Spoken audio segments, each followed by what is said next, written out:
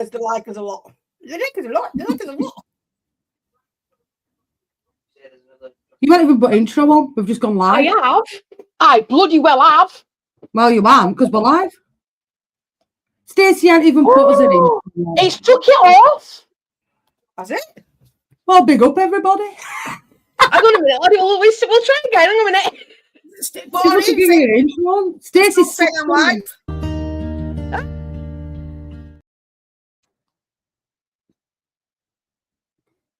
She's muted and we're not even live. She's muted and intro up. Honestly, I set it all up before we left last stream, Jess. It's not. But I'm not live either. It is. It's live. It is live. It is. It's live. Hi guys, if you can see it, say hello. Big up, Poops. And welcome to the Madhouse. No. 1 minute. Is this what you were meant to use?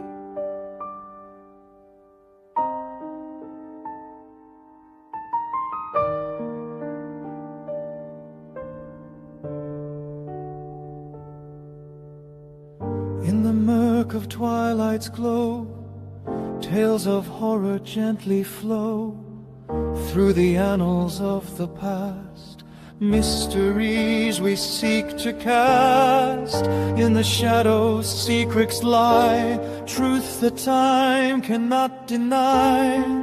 Voices echo, stories blend. In the night they never end.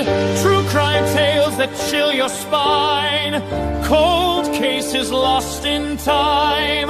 Duo murders dark and grim. Pique your interest, drawing you in.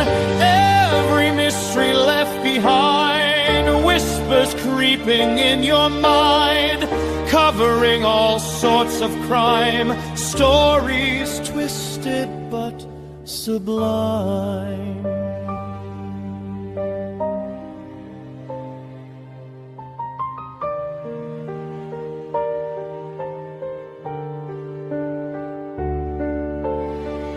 Digging deep through every sign. True crime passion so divine. Hidden clues begin to speak. Shadows dance where killers creep. Unsolved threads we strive to keep. Burning questions never sleep. Every mystery left behind.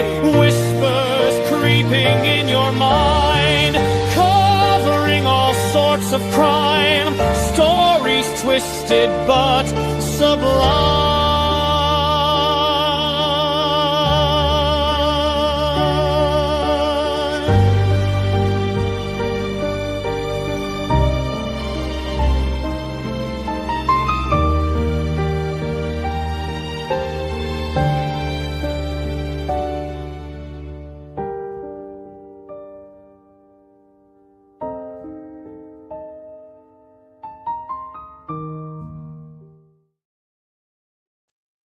Good evening, everybody. Welcome into True Crime Trio. Smash a like on the video, subscribe, hit the notification bell. And as always, thank you for watching. Technical difficulties as always, but before I get into anything, got to make an apology for Naomi because Naomi's used threatening behaviour on YouTube.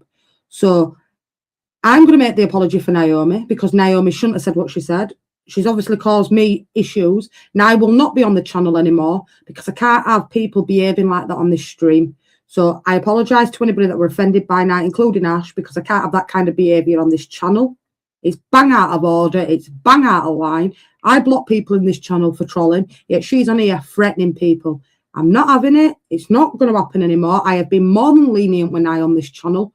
I'm not having it anymore. I'm sick to the back teeth of people taking the piss. So from now on, you won't be seeing Nye. I'm not going into it again. The reason why she ain't on here anymore is because she's used threatening behaviour towards somebody else that's bit me on the arse because of Naomi.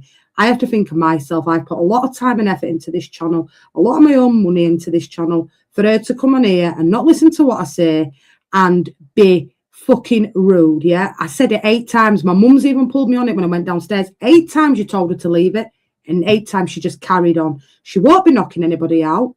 She needs to behave, she needs to grow up, and she needs to realise that this isn't her channel to behave like that on. She doesn't behave like it on a Discord, and she won't be behaving it like it on JSY anymore. I've changed my Now TV password so you won't have access to my to watch the football anymore. I've been more than kind to you, and I am not having that kind of behaviour on here. It breaks community guidelines what you've done. So because of you, you've caused me trouble. So you won't see Nye on this channel anymore.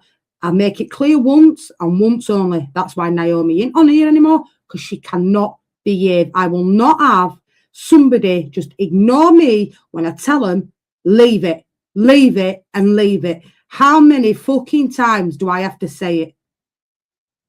That's the little bit of housekeeping that I've had to do before. Again, I have mentioned it and I have said it. You cannot have somebody on here that is cyberbullying somebody else, to be quite honest with you, and being threatening. What she don't understand is, like Drew has always kept saying, it doesn't affect Stacey, it doesn't affect Cruzy, it doesn't affect Naomi, it affects me and my channel.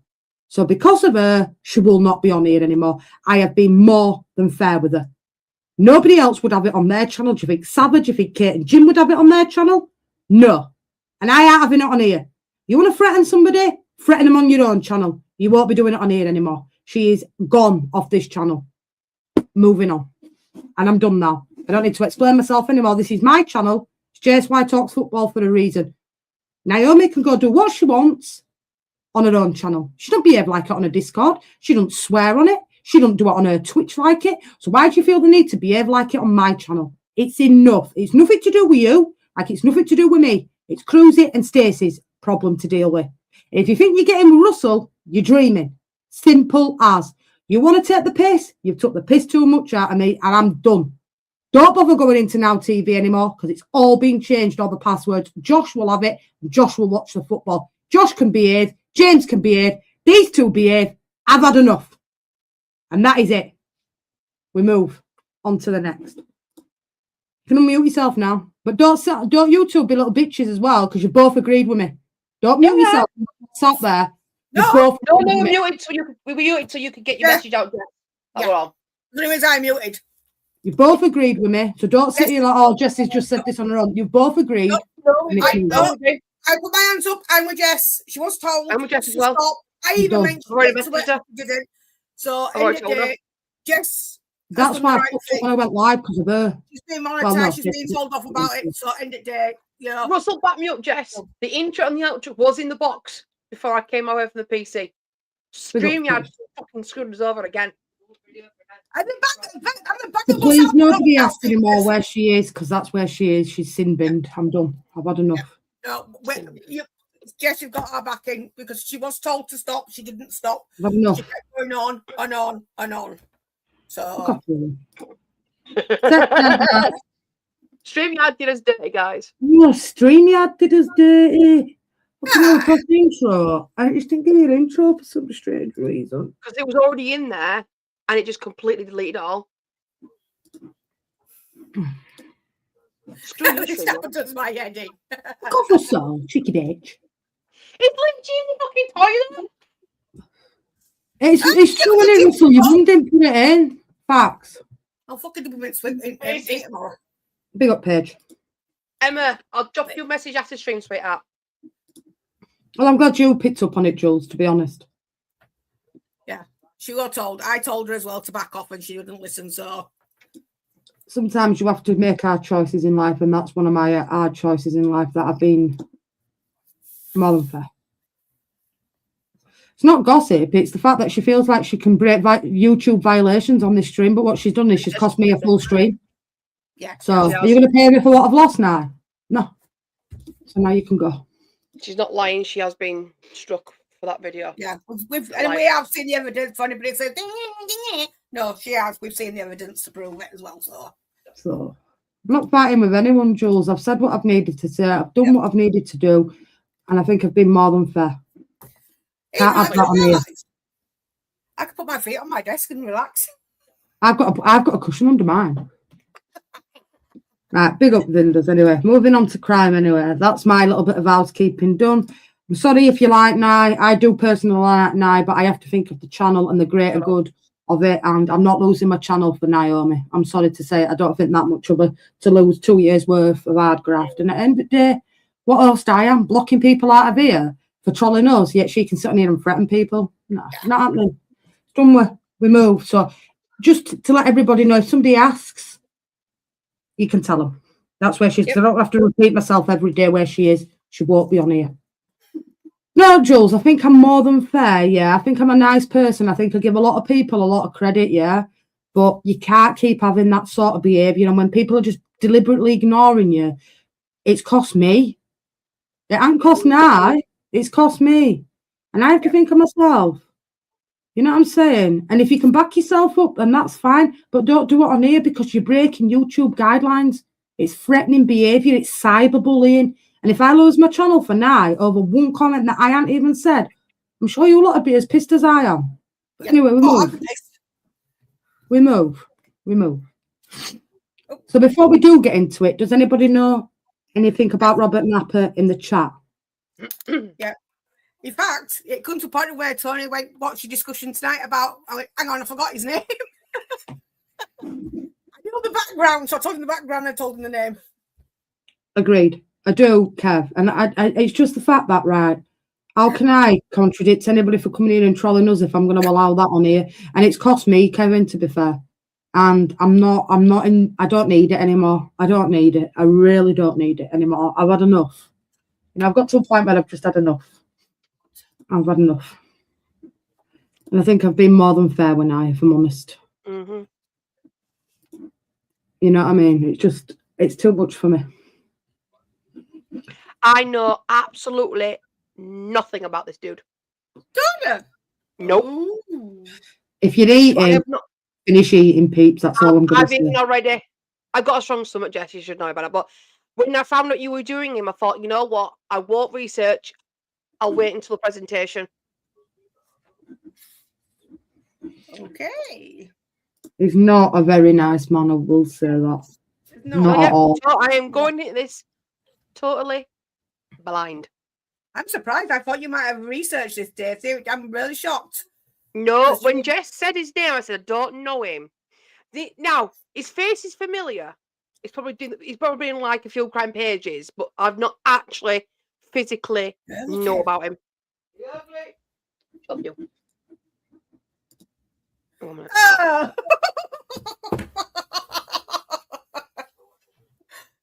Really, Kevin?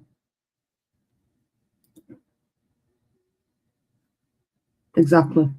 And I think I've been more than fair, Drew, love. You know that. But it's cost me today. I've had enough. No. I can't, can I? Can't go for anybody trolling if they're doing it. Yeah. Nope.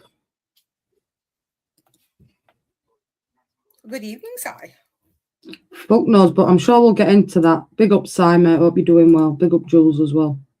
And if my mum's picked up on it and she's watching it as a viewer, and that says something, and my mum don't get involved with anything I do on YouTube, but even she pulled me on it when I came off. You can't have that on here. So just reiterate the fact that I won't be on here anymore. Don't ask again after today. I've given you my reasons why she won't be on the channel anymore, and we'll leave it at that. It won't be 2 days done and she's back on. She's done completely off the channel. I won't ever stop her coming in chat, but as far as coming on this screen goes, she's too dangerous to have on here because she can't be here. Right, first page, Trace. Let's go. Let's get into crime. We've done enough housekeeping. Yeah. So, Robert Napper, the Plumstead Ripper. Sounds awful just thinking about it. Oh, Zach. Hang on a minute, Jess. Zach, go get in your bed now. So, whilst this is talking about Zach, I'll get you little shit. Get in bed now. No, he just wanted a drink. He just wanted a drink. So I'm assuming these are pictures of himself and his family then, Jess? Well, there's his brothers and sisters growing up as kids, yeah, and that's him in court. And that's him as a kid, yeah. I just thought I'd put some pictures up so anybody. No, it's just for my clarification as well. Because he did have brothers and sisters, did Robert Napper. Who is Robert Napper?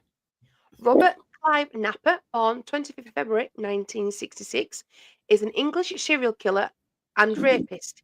He had been convicted of 2 murders, 1 manslaughter, 2 sexual assaults, and 2 attempted sexual assaults.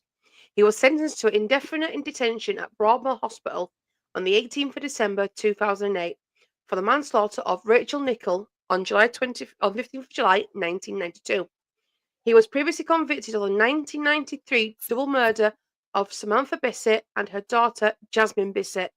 Napper has been diagnosed with paranoid schizophrenia as well as Asperger syndrome.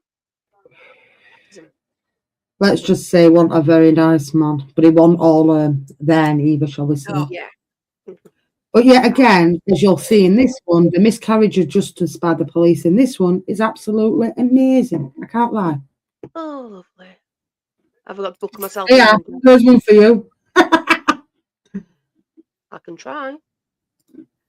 Big up Alison by the. Anyone else want me to speak slowly?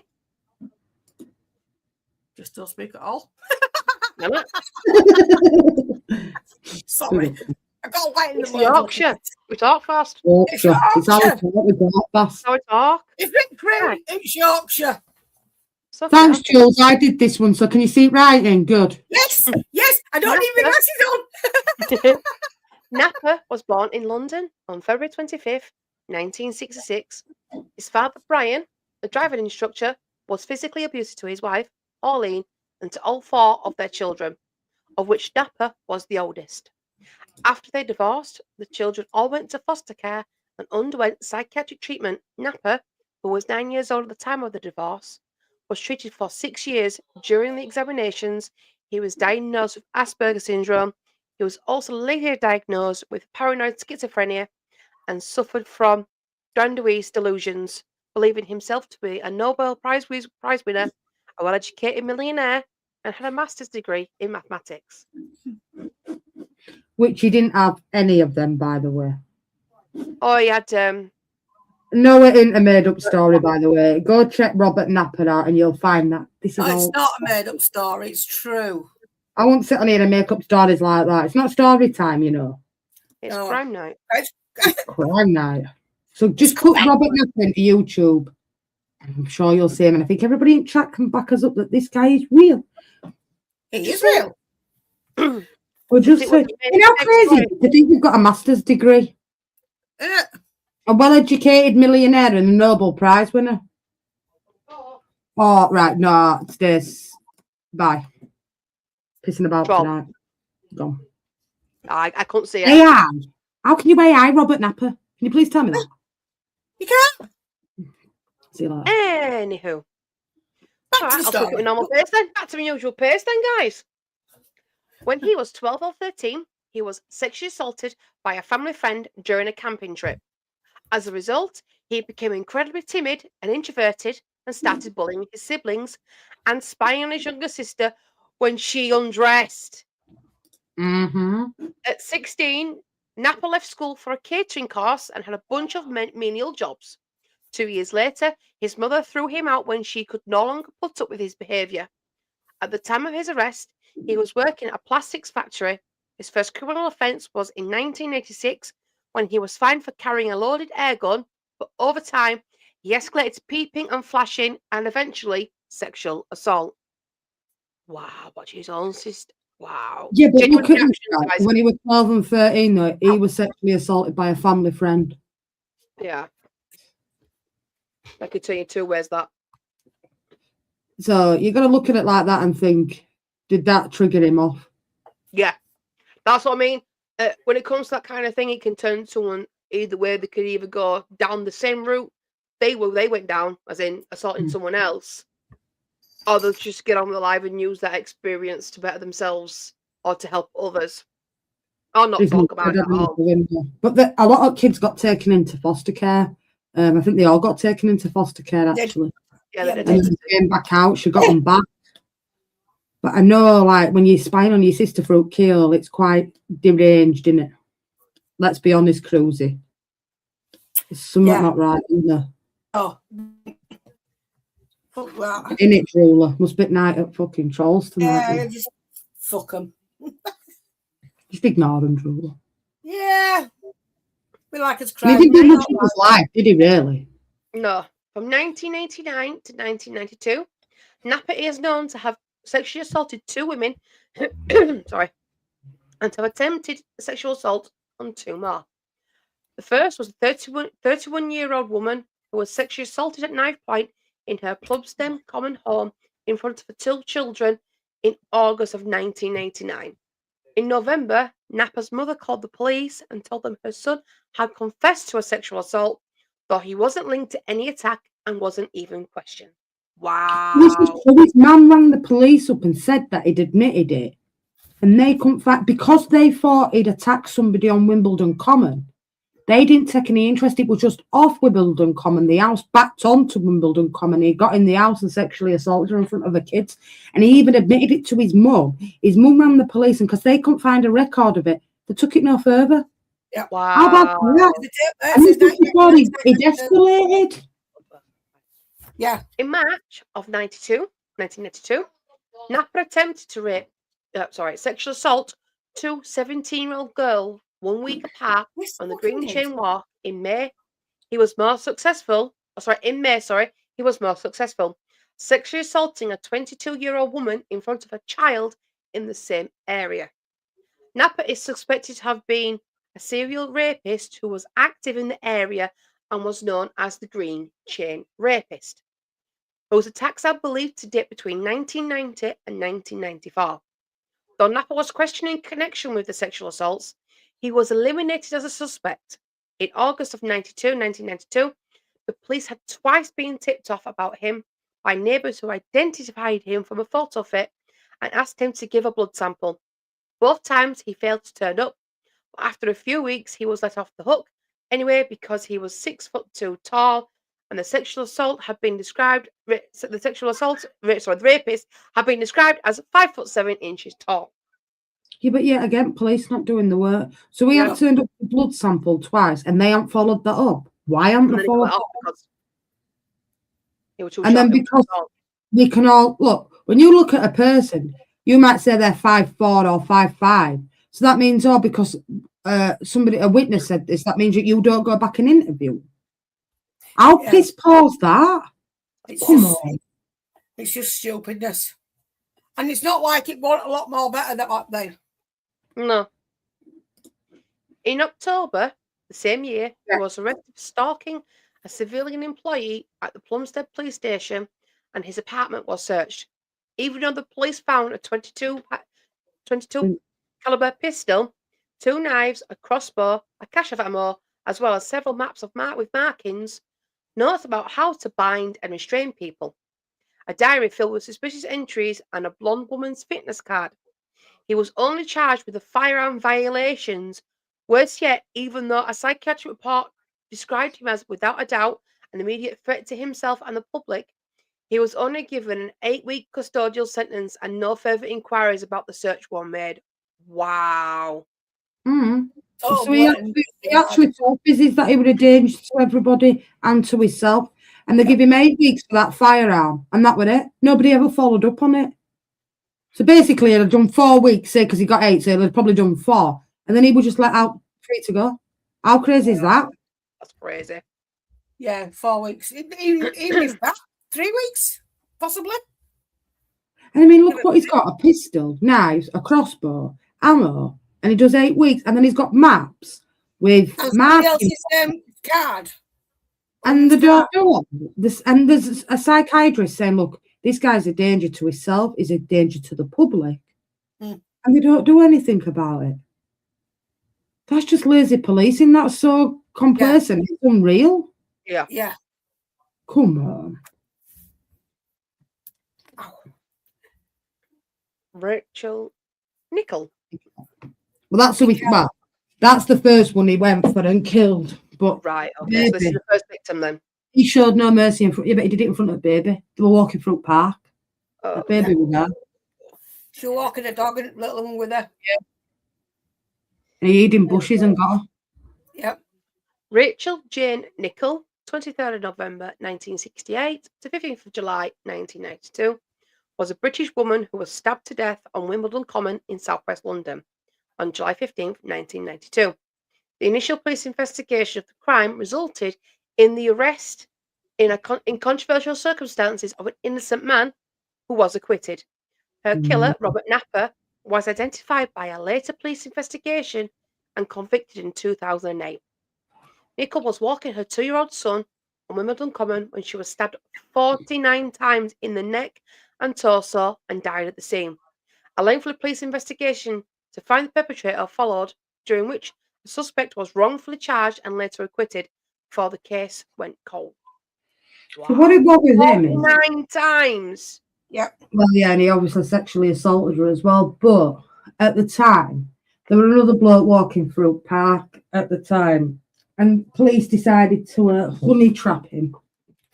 And that's how we got away with it. So because of what police did, that led Napper to kill somebody else as well in worse circumstances than Rachel Nickell. And that's bad enough. But what he did to the other baby and child, the woman and child, were even worse than what he did to her. Yeah. And this is all because of Stag. At the time of her death, Nickell was living near Wimbledon Common with her partner, Andre Hanscombe, and their 2-year-old son, Alexander Lewis. Nickell was 23 years old at the time. On the morning of 5th of July 1992, she and Alexander were walking their dog on the Wimbledon Common. While passing through a secluded area of the common, Nickell was attacked. An assailant killed her by repeatedly stabbing and slashing her with a knife, then sexually assaulted her. The assailant fled the scene, leaving Alex physically unharmed in the vicinity. A passerby found him clinging to his mother's blood-soaked body, repeating the words, "Wake up, mummy," with a piece of paper stuck to her forehead as a bandage. Wow. And he was screaming as well. The lad, he's done an interview since See, I do remember this one. yeah, so do I. I've watched fair bits on this one. Yeah. This is my genuine reaction. As well, yeah, I mean, bless him, look at a 2-year-old putting a piece of paper and red as a bandage. yeah. And then after that, wake up and screaming at her. Nah, man. And I mean, it's frenzied in its day. So you're not talking he stabbed her once or twice. He stabbed her 49 times. Oh. You know, that's and in certain places as well. Yeah. She had no chance, did she? Let's be honest. She didn't stand a chance. No. Officers of the Metropolitan Police undertook the investigation under pressure to find the perpetrator by press coverage and public outrage at the circumstances of the murder. 32 men were questioned in connection with the killing. The investigation quickly targeted Colin Stagg, a man from Roehampton who was known to walk his dog on the common. As there were no forensic evidence linking him to the scene, the police asked Paul Britton, a criminal psychologist, to create an offender profile of the killer. They decided that he fitted the profile and asked a psychologist to assist with designing a covert operation codenamed Operation Edzell, to whether he would eliminate or implicate himself. This operation was later criticised by the media and the trial judge as effectively a honey trap. Mm-hmm. That's what it was, a honey trap. Yep. Because they pushed and pushed, or the police lady pushed and pushed and pushed him to say, look, I'll have sex with you if you'll admit that you killed Rachel Nickell. And he said, I can't do that. Did Colin Stagg. Yeah. He was a sadist. He was a guy that did like to go into the Wimbledon Common and bathe or sunbathe nude. He was quite a sexual guy, but what they did to him got Napper off that lead because they took it down because he were walking in the park, and you'll see later on I've put some images of photo fits, and if you look at Stagg and you look at the photo fit, it does look more like Stagg than it does Colin Napper. But what they actually did led him to go on to worse than what he did now. You see, if you look at that photo fit, Stace, and you look at I can see. Stagg, it does look like him, doesn't it? It does. Yeah, it does. It does look like him, yeah. I can see, and I'm not, the police are incompetent in this case again, but I can see why they think he was the killer because it does look like him. He does, and I'm not saying he don't, but what gives the right then for police to set up a honey trap and have her send in, and I've seen some of the letters that she did send him sexualized letters for them to think that, look, everybody I suppose has fantasies, Stacey, that they write down on a piece of paper. It doesn't mean that he then went out and killed Rachel Nickell, does it? You know what I mean? Like, they absolutely pinned all there on Colin Stagg. So Yeah, Napper basically had free rein. He was like, do you know what? Yeah. Buzz it, and they've gone on to Yeah. somebody else. Yeah. And what he went through were quite bad, to be fair. And you know what, right? Even after he got acquitted, the police actually still believed it were Colin Stagg until 2008, when he actually then got a payout by the court. Well, then actually no, it wasn't him. It was Napper. I can see it from the e-fit, Stacey. Yeah, But it that doesn't like would also give them a right to do what they did, police, because doesn't. nowadays that would not be allowed, honey traps. It just Exactly. wouldn't. Yeah, You no, couldn't it's not. do that. Listen, Cruzy, just because you've got, I don't know, like a crazy sexual thought, that don't mean also that you went and murdered a woman on Wimbledon Common in front of a kid as well. Mm. You know what I'm I saying? like crazy thoughts. Some people have weird sexual fantasies, weird sexual desires that don't act on them. And I suppose just because you write something down, or you were writing letters to this copper, end of the day, that copper went far too far, she did. Yeah. She might as well have put knife in his hand and said, go do it, because that's how pressurised he was by her. Yeah. I can't lie. I mean, what they got away with back then, police, to now, it's absolutely craziness. So, Operation Edsel. Though 32 men were questioned, the investigation focused on Colin Stagg, an unemployed man who often walked his dog in the area and owned books on the occult. Also, a woman identified him as perpetrator in an indecent exposure case, and the investigators took this as a sign that he was a sexual deviant. Stagg himself claimed to have been sunbathing nude in a secluded area and that the woman walked in on him. Well, that was true, Stacey. He just was one of these that liked to go to a park and sunbathe. Like big lines, is there? It's so cruisy. That don't mean that you're a sexual deviant because you go sunbathe naked. Oh, it don't mean fuck all. Oh, here we go. The police. Here's how the police jumped to this, though. Yeah. Come on, cruisy, right? You're sunbathing. But that don't mean that you are then a sexual deviant that will go out and do what he did to Rachel Nickell because he was sunbathing bollock naked. That's a massive jump from somebody sunbathing to killing somebody, in my opinion. It's crazy. Trying to say he's that kind of person when he's not. Well, hang on a minute, then you're sunbathed. This is all comes from a psychologist, Cruzy, who said, well, this killer is this, and this. He likes stuff. He was diagnosed with Asperger's, Julia. Yeah. The police had a female officer go undercover as Lizzie James and claimed to be a friend of the woman Stagg worked with. She started corresponding with him, pretending to be romantically interested in him. As the correspondence continued, Lizzie talked about sexual fantasies while Stagg, who was sexually inexperienced, mostly shared his romantic fantasies and played along with her flirtations during a taped conversation. Lizzie asked Stagg outright whether he had anything to do with Nickell's murder, saying she could only have sex with the man who committed that murder. That's provocation. Of course it is. Just trying to get him to say you did so she could have sex with him. That's leading. That's leading him, isn't it? And look, if you ever watch anything regarding him, he said, look, I just wanted a shag, basically. I'd have said, oh. And he even said that. No, but he actually does say, if you watch any documentaries on him, he said, you know, I wasn't very sexually experienced at the time. And I'll be honest with you, I just wanted to have sex. That was it. That's what he says.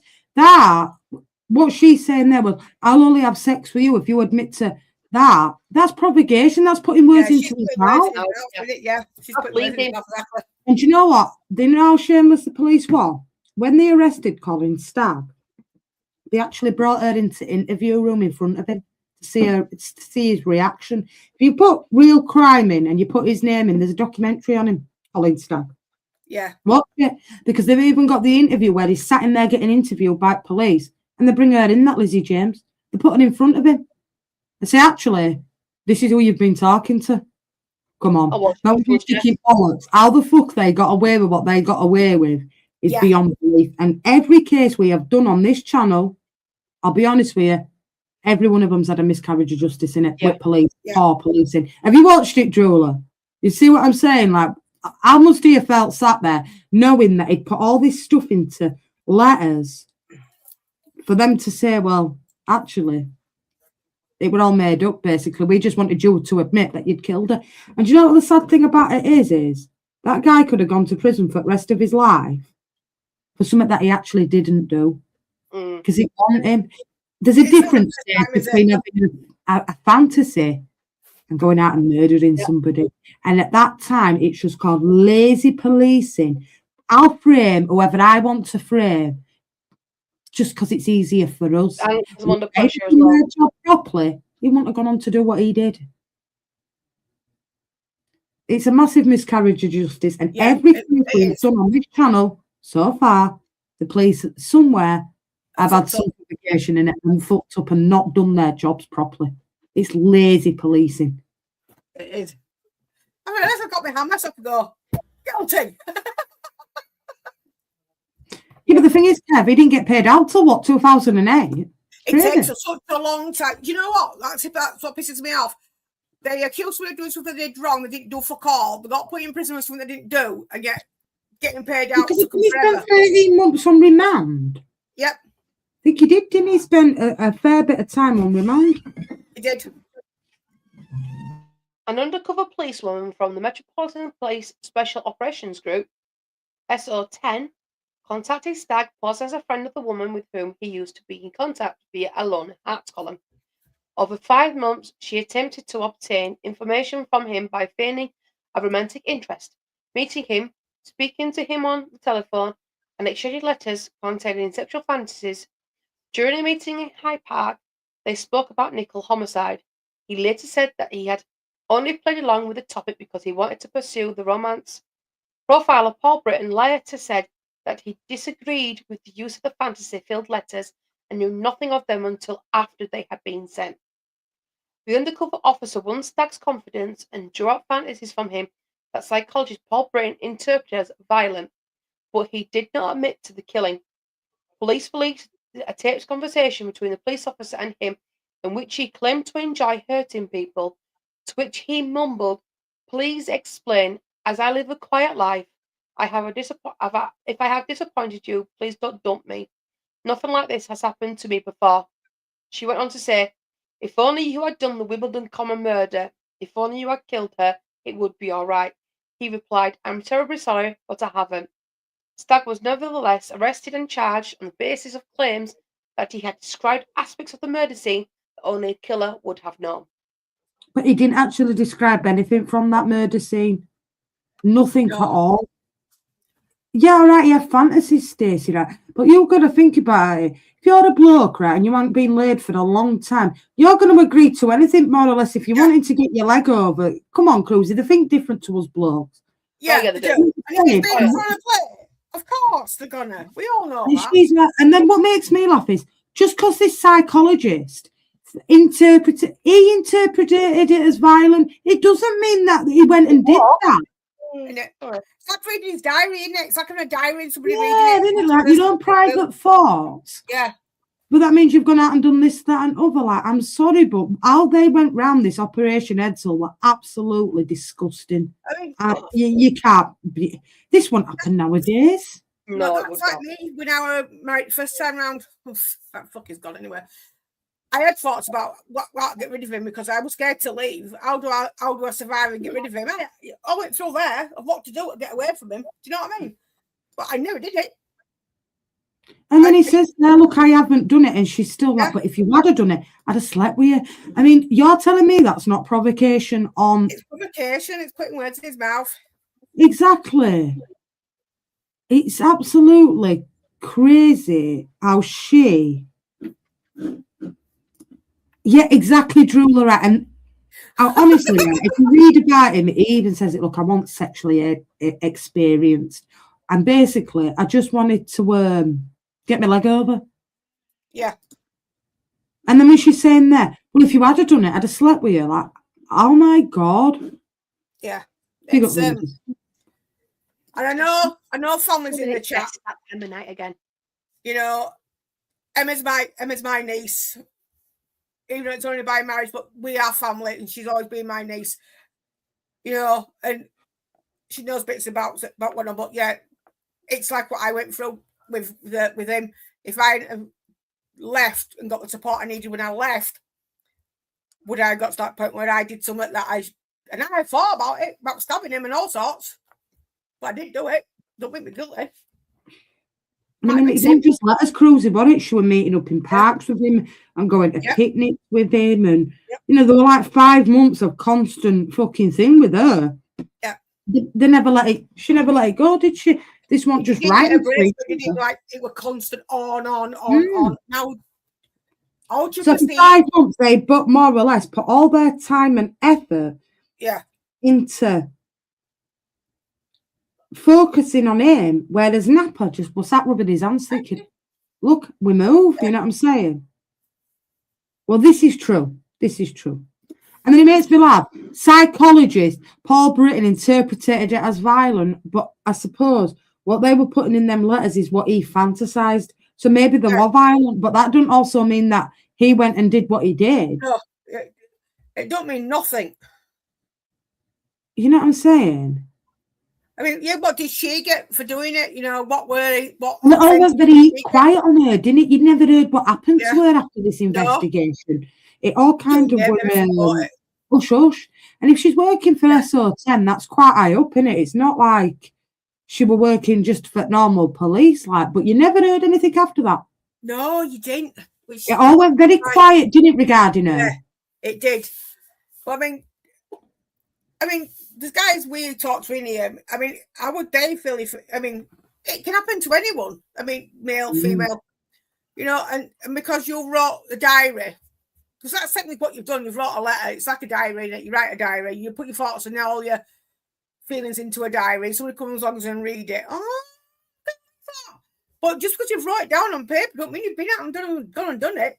Fucking hell, it's just stupid. I never had a diary. I can stop that. He was saying a lot of things in those letters because he genuinely thought he was going to get his leg over.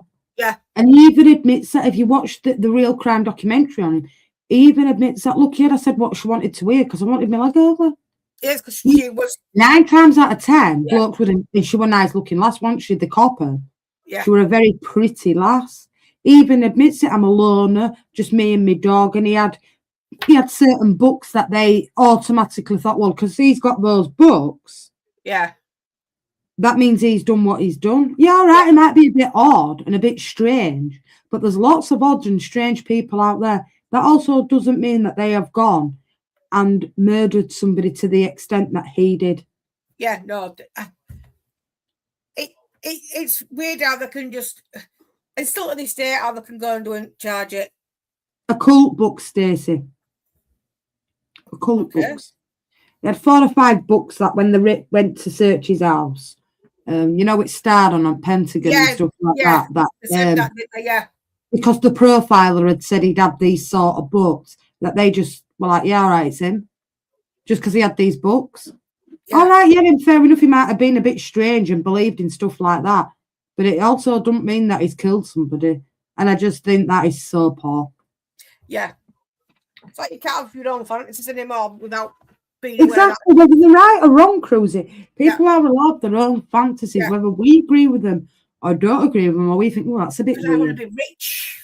We all fantasize we win fucking lottery every week, but we don't. So fucking weird. Oh, I don't win lottery. It's only like £2.70 a year and 4. Yeah, if I win every other fucking cunt's won it at the same time. You're not fucking morons come out woodworking it. But how she got away with what she got away with, that copper, at least she should have been done for coercion. Intimidate, not intimidate. Coercion. That's what she's been done with. Coercion, because that's exactly what it was. Yeah, Emma, I know what you're saying, love. And you know, I'll be honest, Emma, I have spoke about a lot of things while I've been on this channel with Jess, and it's done my mental health a lot of good. So, you know, I don't hide it back no more. But to say that, it's not the time or the place, and you know enough of it anyway. And besides that, you're still my niece, and I won't tell you because it's not nice. But yeah, no, it's not nice to be accused of something you haven't done. Especially when really, right, that's somebody's thoughts, and he still got charged with it on his thoughts. They didn't have any DNA evidence, or they didn't find the knife or bloodstained clothes or anything. They went on the word of that honey trap. That was it. I mean, you think about it, he stabbed her 49 times. At some point in him stabbing her 49 times, did he cut himself? Did he catch himself? If you're going frenzy at something, you're going to cut yourself. Do you know what I mean? They say he was soaked in blood, Robert Napper, when he left. And people actually witnessed somebody coming off the common covered in blood. And he had no clothes on because he was there sunbathing. He was getting no tans. Exactly. So how does that? He sat bollock naked sunbathing. Yeah. Compared to another witness that see somebody coming through the park that were bloodstained, because how they described Napper was he had a belt round his shirt instead of around his trousers. Because I've watched a fair bit on him. So that, and they were bloodstained. And let's face it, Cruzy, right? His own mother reported him for it. Yeah. 4 years previously. And he'd done this in somebody's house, attacked a woman. And police didn't even investigate it because it wasn't exactly where she said it was. Because he said on Wimbledon Common. But a house actually backed onto Wimbledon Common. And that's how he got in through the back garden into the house. And again, assaulted her in front of the children. Yep. Same with Nickell, he actually assaulted her in front of a 2-year-old kid, right? Yep. And he had done at least 60 to 70 sexual assaults of this guy. Yeah, he'd done quite a lot. And it's not just that, you'd have thought that anywhere with them. I'm going to make, he hasn't done nothing ever like that in his time, but this other guy has. So why didn't they go back? He never had a criminal record, Robert Napper, with like... It's amazing, isn't it? Or certain things that he'd done, or he'd been violent, or he'd been done for... I don't see how you can call somebody a flasher for sat... I mean, it's not my cup of tea. I do it in my back garden, sat in a park, nude, sunbathing. But that don't mean he's a flasher neither. Somebody's walked in on that. Obviously, he wouldn't have expected him to walk in where he was anyway. Yeah. And they've gone on word of a witness who said, well, actually, no, I see this person sunbathing. Oh, so that means because they chose to go into the park and sunbathe naked, that they've also killed somebody, because that is a massive jump from sunbathing to going down and killing Rachel Nickell. Yeah. And I mean, Napper had a modus operandi where he only really went for blonde women. He was a bit of a peeping Tom, because the other murder that he actually did, he was watching through the window when her and her partner were having sex. Yeah. And that's what triggered him onto the next murder, Samantha Bisset. So he liked to stalk and he liked to watch people. He'd hide in bushes, in secluded areas where young girls were walking down, like cinders paths, and, that we all get told of, don't walk down them kind of roads on your own. And that's where he'd hide. And Napper absolutely nothing. We were always told if there's no street lights, walk in the middle of the road. Exactly. We were always told that if there's no lights on in the street, walk in the middle of the road. Always keep your ears open. Don't have your headphones in, because we used to have them fucking over Walkman's got them on it. We were told how to not to walk outside of streets, the edges, if it would no street lights. Walk in the middle of the road. Always pay attention to what goes on around. But it don't matter about that kind of shit, because it happens on fields. And that is very true. True. Yeah. And let's face it, if they'd have listened to mother when she phoned up, none of this would happen. If they'd have investigated it and got off their ass properly and done it, and not just looked into files and said, well, actually, on here, there's nothing on here of that. Yeah. All right. Well, he had done it, hasn't he? What about this guy here? He's done this kind of thing before. And that is so true. We used to say to women, we should have locked your door and closed your windows. Listen, if you want to sleep with your windows open and your doors open, you know what I mean? Yeah. I mean, and back in them days, a lot of people used to not lock the doors and not close the windows. It's not like it is today. No. Well, he used to watch his sister a lot, didn't he, Drooler? He used to get off by his sister. Yeah. Yeah, it's weird. Very. When the case reached the Old Bailey in September 1994, Mr. Justice Ugnall ruled that the police had shown excessive zeal and had tried to incriminate Stagg by deceptive conduct of the grossest kind. He excluded all entrapment evidence on the grounds that Stagg's description of the murder were not nearly as close to the reality as the police had maintained. With no other evidence to present, The prosecution withdrew its case and Stagg was acquitted. Keith Pedder, the case's lead detective, received heavy public criticism, even after Stagg was, rightfully, as it later turned out, cleared of murder of Nickell. Pedder continued over subsequent years to promote his theory that Stagg was guilty. He told an ITV Real Kind documentary in 2001, Colin Stagg has been through a version of justice, albeit truncated, and he has been found not guilty. But I wonder whether he can actually say hand on heart that he believes people will meet him in the street and believe that. I do not believe that the system served anybody that particular day. After Stagg's acquittal, Pedder took early retirement from the police. Shock horror. He later faced corruption charges, but the case was thrown out by the judge in a pre-trial hearing on the grounds of insufficient evidence. Oh, Yeah. That copper still been insistent that he'd done it, Stagg, and he actually hadn't, and he was acquitted of it, and he still was insistent that Stagg had done it. Even in that 2011 documentary, that 2001 documentary, he's on that documentary saying, well, no, actually, I think you were wrong. And this is what it led on to now. Because they'd done that, this is what it actually led on Colin Napper to do. And it wasn't just the mum this time, he killed the daughter as well. Yeah. So it escalated again from being not just mum this time, mother and daughter in her own house. How close is that? Did they say that he murdered her because she might have been able to identify him? That's why he murdered the child, if I remember rightly. Yeah. Just like the double murder of Samantha Bisset and Jazmine.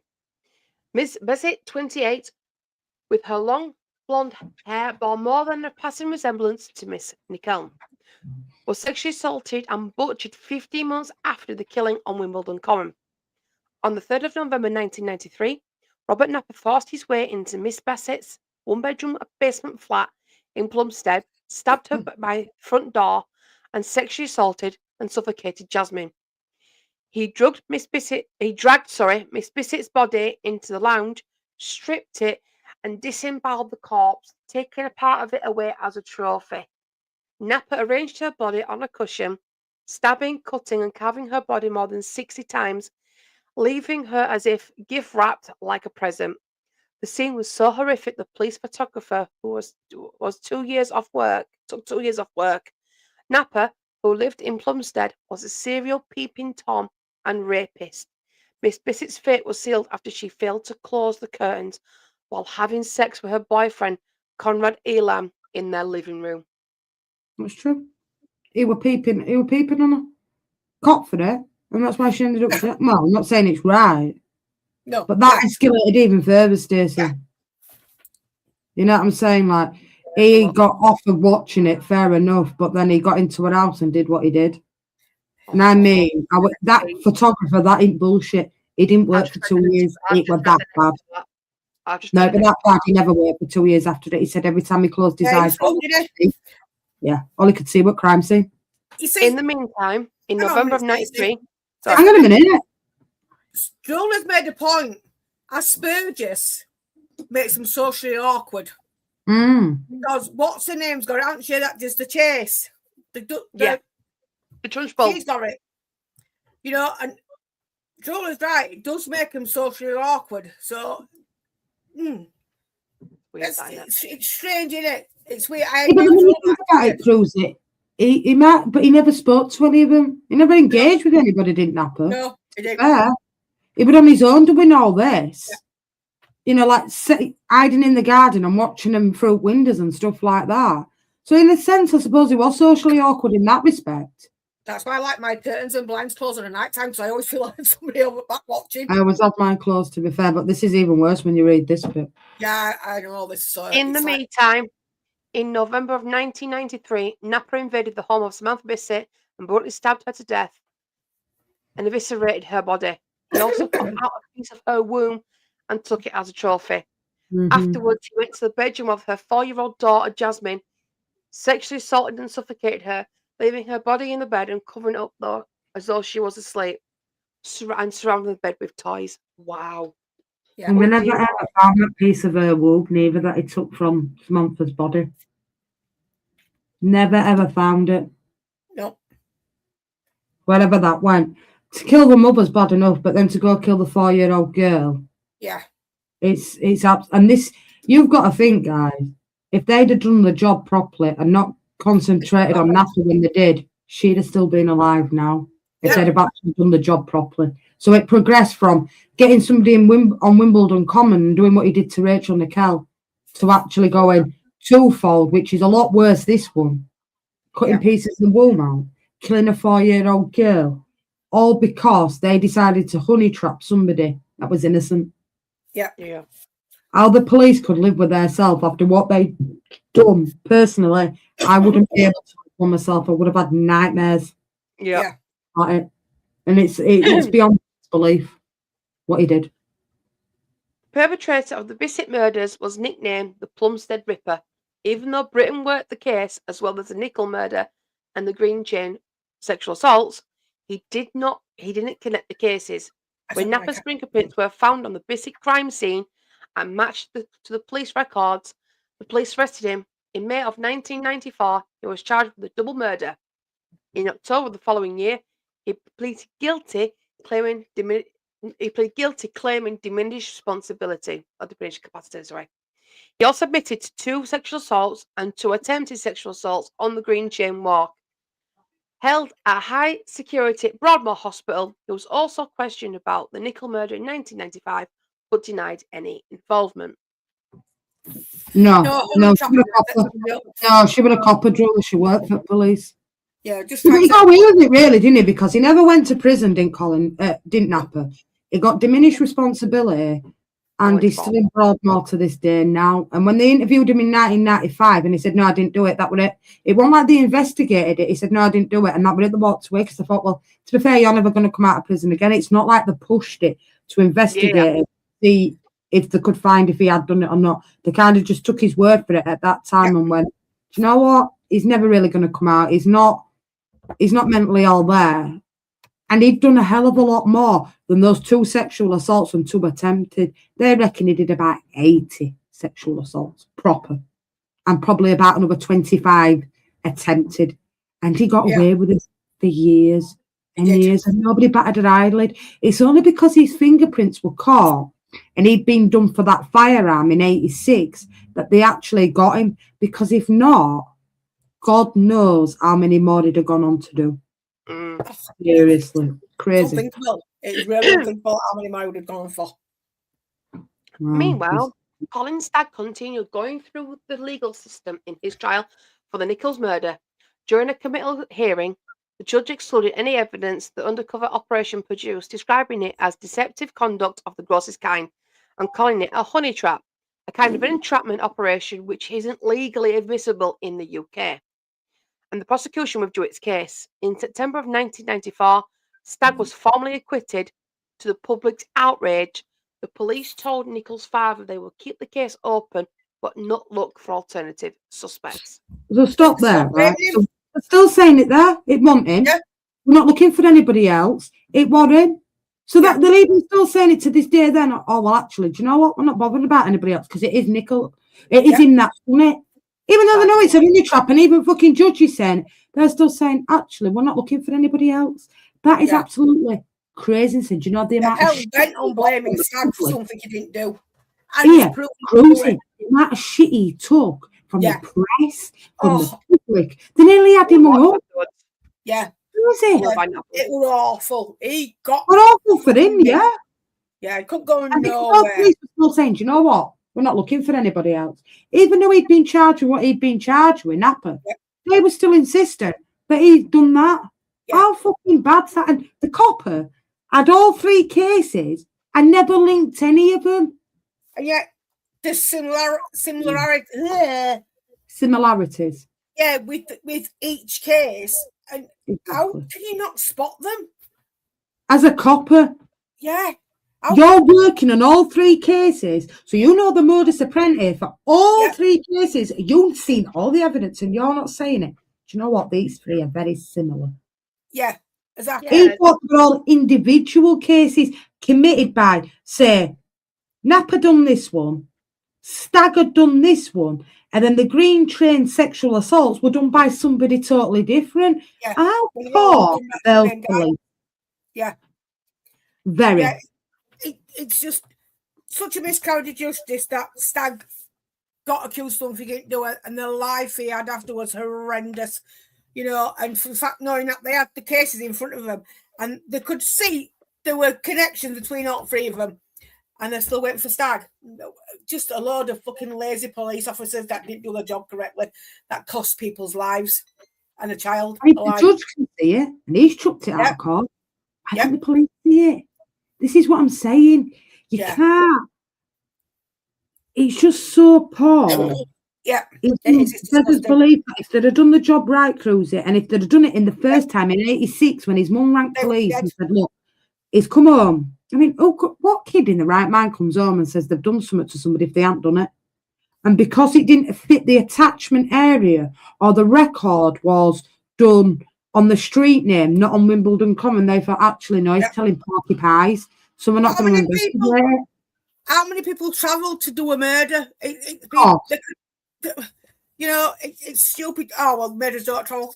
Rosie, look at that Steve Rat, right? He got done for 5 prostitutes in Ipswich. He's just been charged with another murder in 1999. That were nowhere near fucking Ipswich. Exactly. He's the one that dumped the bodies in the water. Yeah, he dumped the bodies in ditches, didn't he? But that murder had been unsolved for how long? And he's only just got done for that last week. Sorry, he got put in prison. He got another life sentence on Friday. But that took them 28 years to realise that was Steve Wright. How many more has Steve Wright done before her in 1999? Because they reckon he's done loads. Yeah, and that's the exact same. His mum disowned him after that, Cruzy. So his mum must have thought something, because after that, she never had nothing else to do with him. Yeah. He lost a lot, Big Stagg. A lot. A hell of a lot. You know, a bit like, there's a difference between, like, you know, like Earl of Crime Watch who got Jill Dando. Jill Dando, yeah. I can't 100% say him, whether he's guilty or not. But Stagg was 150% innocent. There was nothing to link him with it, other than certain witnesses that had caught him sunbathing. There were no physical evidence on him. And yet, still after being acquitted, that copper said, you know what, we're not looking for anybody else. We still believe it's him. Yeah. And Stagg were hounded by the press. Yeah. They made his life a living hell. Yeah. And look at all them years it took for him to realise that he'd killed Rachel Nickell. 2008. A lot. That's what? Another 18 years? After 1990, something, 92, 93, when he killed it, 15 years. And to crazy. Be hounded for so long. And he was hounded. He was hounded. Every newspaper he were on. Yeah, he never had a life after all that. You know, how would you go from being unknown to being, you've done it, but you haven't done it, to have a judge acquit you of it, then to get compensation, and yet the police said, no, we're keeping it up because we still believe it's him that did it. Yeah, but the thing is, Cruzy, right? When he got acquitted, he never got compensation after he was acquitted. When they realised in 2008 that Robert Napper had done it, then he got, I think, 700 and some £1,000 in compensation. Because when that copper came out after he'd been acquitted and he stood on the Old Bailey, he even said it, we're not looking for anybody else in connection with this murder. Yeah. So they still believed, even then, that he'd been a Colin Stagg. Yeah. So then the papers are all saying, which they did, they hounded him. News at World, Daily Mirror, Sun, all those sort of newspapers. Yeah. They're saying, look, he had done it. And that guy was hounded for another 16 years after that, until advances in DNA and forensics then linked him to Napper. Yeah. And then he got paid out. So that guy must have lived a living hell for another 16 years because of his sexual fantasies that the police set him up with anyway. Yeah. And not be able to go out your front door without being hounded by somebody public joy. Exactly. He never got a job after that. He could never work. No, he could never have a partner again because they all were like, nah, you've done this, and this. Yeah, And what they thinking? No kids. What if they had no kids? Because they'll think it's same. Yeah, no, it's just horrific. The onslaught of what he got was diabolical. What? You know, and he was terrorised, Cruzy. He had his house done. He was spat at in the street. Oh, yeah. He took a lot of shit. Yeah, he did. He took a hell of a lot of shit. For summer, he didn't do. He said to a copper in a letter that they absolutely twisted it, interpreted it in the wrong way, so that they could say, well, actually, no, this means, and even the judge said it, look, what he said in them letters were nowhere linked to what he'd said. It was nothing to do with crime scenes. It was nothing about Wimbledon Common. Yeah. It would tell us for life, wasn't it? Yeah, it was. Yeah, Crime Watch, and Crime Watch, they think that's what the link put it, because they did a it was something to do with things abroad, wasn't it? Yeah, they think that that's what crimes are covered, and they think it was connected, but they could never prove it. And it's true. He was tarnished for the rest of his life. That is so true. That you've got to walk around with that on your shoulder every day you walk out the front door. I know he tried to commit suicide a couple of times. Did Colin Stagg? Yeah. Awful. And I don't know. I suppose the e-fit that he had done probably was him walking in park with his dog, because he used to walk in that park every day. So I suppose it probably was right, the e-fit, in the respect of he had walked in Wimbledon Common, but he hadn't done what he'd done. No. And how many people walk in a park with a dog? God, lots of people, Cruzy. Yeah. Exactly, Drew. Like, you know, how are you supposed to go from living a normal life to being accused of something you hadn't done, to being hounded to a point where you tried to do yourself in, to try and go back to normal? This is just no way. I mean, you'd have to move away, change his name, start everything from fresh, you know, and that is wrong, because he did fuck all. It wasn't him. And if they hadn't have made the mistakes they made, half of what happened afterwards wouldn't have happened. So they should have been accountable for what they did by making their mistakes and still saying it was Stagg when they knew for fact it wasn't Stagg. They just didn't want to let go of it because they thought, we're just going to do him because what he wrote him on a piece of paper. You know, I find it disgusting. Oh, she's back. I find it disgusting. Beyond belief. Right. Let's go. Well, you what? Go fuck off. We're not right now. You go away. Right, where you been, bitch? The case went cold until 2002, when a review of the case examined the evidence using more modern technology. After 18 months of testing, they reported that they had found a male DNA source on Nickell's clothes that didn't match her boyfriend or her son, and a footprint on the scene that were matched to Napper's metal toolbox. Oh, wait, you forgot that bit. Yeah, they also found tiny paint flecks on They also found tiny paint flecks on in the son's hair, combings, and a footprint on the scene that were matched to Napper's metal toolbox. Thank you.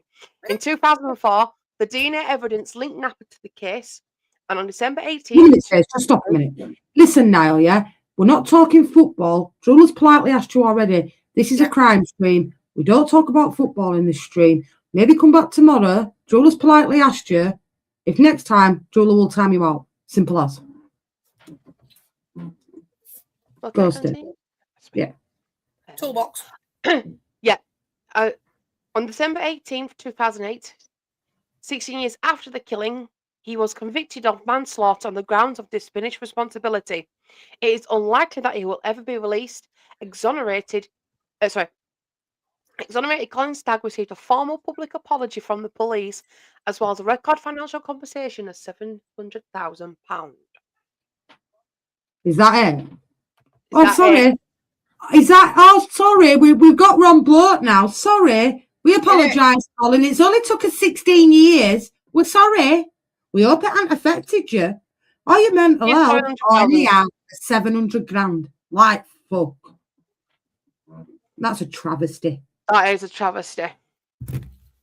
16 years later, even though he'd been acquitted of it, and it took him 16 years later to pay him out. So that tells me that for 16 years they still believed he'd done it.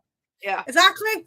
And that's what I'm saying now. How the fuck can the say he's done it and he's never done anything since? I mean, fucking hell, you couldn't even fart without him saying it with him. Do you know what I mean? Yeah, that's true. So for 16 years, right, they've been saying it's him. And yet he's done no crime. He's done nothing bad in the 16 years of all this happening. So oh yeah, he's innocent now. Yeah, because then the DNA evidence that they had actually then contradicted what they'd said anyway, and they were like, actually, we can't get away with this any longer. It won't do. And actually, there's a sorry, and there's £700,000 for your inconvenience. You've ruined his fucking life. Facts. You're going to get them 16 years back? Never. Nope. No money amounts to the amount of years that he's had to have that hanging over his head. Absolutely not. And he meets somebody and he goes, my name's Colin Stagg and I've just got to make sure you understand that I haven't done this, but they're thinking I did do it, but I didn't. I can promise you I didn't do it. Any woman trust him, Cruzy? Would you trust him? No. I wouldn't trust him. Nobody would. So you've ruined that guy's life for lazy policing. That's as simple as it is. If I knew him before the crime that he didn't do, then maybe I would believe him. Do you know what I mean? Because I already knew him, I knew his personality, I knew what it was like. But coming in after the fact, nah, no chance. I wouldn't go near him with the barge pole. Stay well there. Napper is also believed to have committed most of or all of the attacks attributed to the Green Chain Rapist, named after a Green Chain Walk, a string of leafy pathways linking large parts of South East London, who carried out at least 70 savage attacks across South East London over a 4-year period ending in 1994. The earliest of the Green Chain rapes had been linked to Napper and were those he attempted in 1995. Napper is known to have kept detailed records of the sites of potential and actual attacks on women. During the investigation into sexual assaults, Napper had been eliminated due to his 6'2" height, as detectives had decided to exclude anyone over 6 foot, based on the description of a 5'7" rapist. However, there are conflicting witness reports of the rapist's height, and Napper walked with a stoop. The investigation to find Nickell's murderer resulted in an attempted prosecution of an innocent man, Colin Stagg, until in 2004, advances in DNA profiling revealed Napper's connection to the case. On 18th of December 2008, Napper was convicted of the manslaughter of Nickell on the grounds of disparaging responsibility. He also admitted to 4 other attacks on women. Napper was sentenced to indefinite detention at Broadmoor Hospital. In his summing up at the Old Bailey, Mr. Justice Griffiths Williams said to Napper, "You are, in any view, a very dangerous man." I agree. 1 minute. 1 minute, Stacey. What is it today? All the dudes coming out. Why don't you just shut the fuck up and get out of here? How about that? I'm sure we're drawing up on the case. Yeah. I've deleted one comment already. I can't see that comment, so. Because they come from a fucking vertical stream. Look at this. Oh, because coppers misguided the height. So because they said he were 5'7" and he were over 6 foot, means he didn't do it. How about he take his DNA, make sure he ain't fucking done it, not just disregarding, because the height difference. The thing is, right, is if they had DNA, why did they do the DNA on Colin Stagg to see if it were him? Is he the other one? No, Exactly. Exactly. Come on. There's so many miscarriages of justice in this. Yeah. It's absolutely unreal. It is.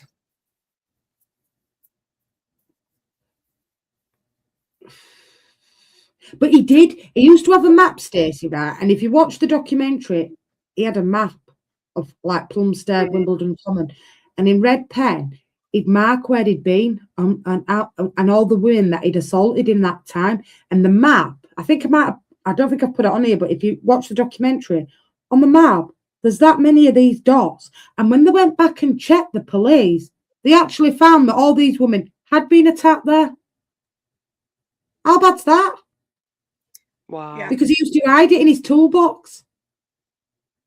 And that's how they caught him, with red flecks of paint off that toolbox that went in Young'un's hair.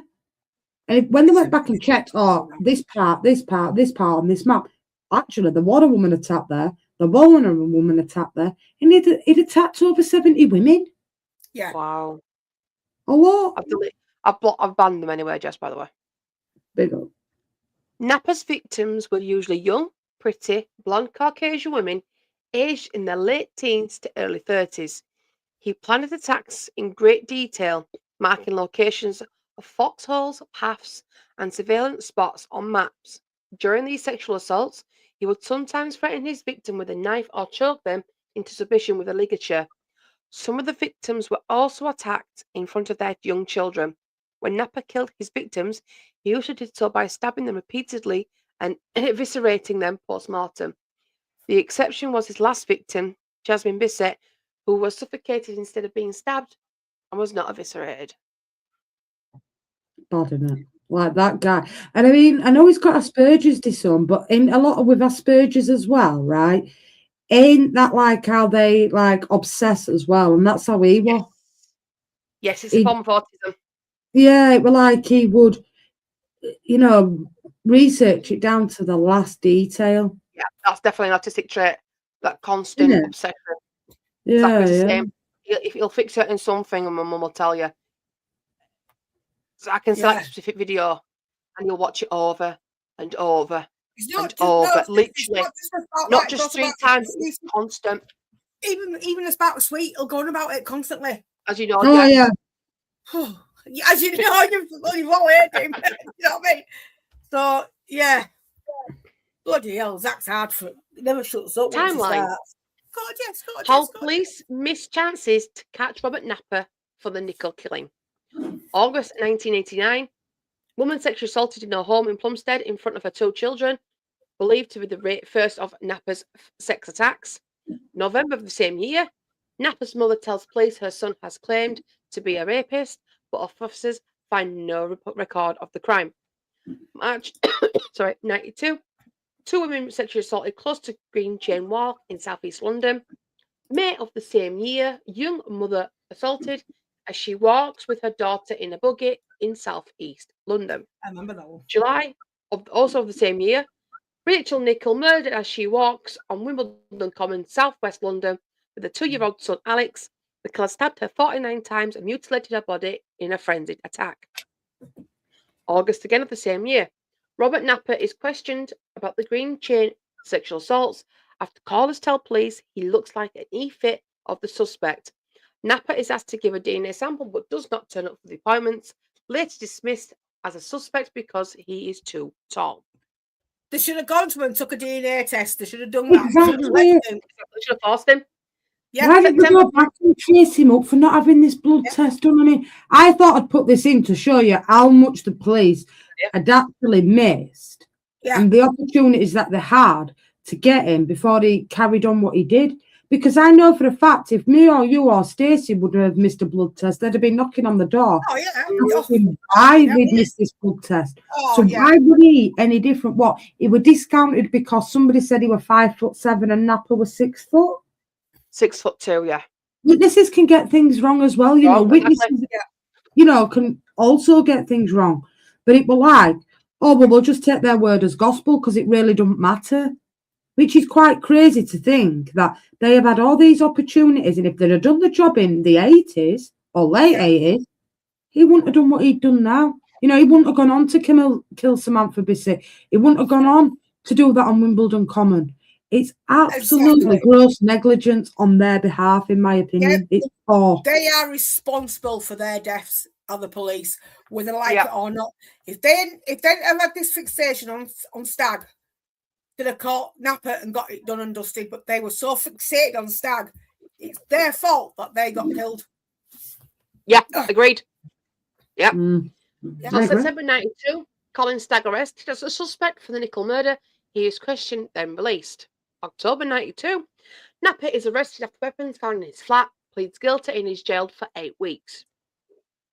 January of 93, police begin the honey trap operation designed to get Stagg to confess to undercover policewoman Lizzie James, who begins writing sexually explicit letters to the suspect. Dr. Paul Britton, a forensic psychologist who inspired the television character Cracker, was appointed as a close advisor to the police team. April 1993, Napper's fingerprints found on a gun buried in Winds Common, South East London. No action taken against him. July of 1993, Napper stopped and questioned as a peeping Tom close to the Green Chain Walk. Released after brief questioning, but officer notes that he should be considered as possible rapist indecency type suspect. August 1993, Colin Stagg arrested and charged with the murder of Rachel Nickell. November 1993, Samantha Bisset and her daughter Jazmine murdered in their flat in Plumstead, South East London. The child had been sexually assaulted before being smothered. Samantha's body had been mutilated after death. Dr. Britton, the psychologist, is asked to consider if this could be the same killer who murdered Miss Nickell. He rules out that possibility. How can you rule it out? Wow. No, this is why I thought I'd put this in right and like Yeah. timeline, because I just thought it'd get you thinking how much the war, like miscarriage of justice in it. Yeah. I used to watch Cracker as well.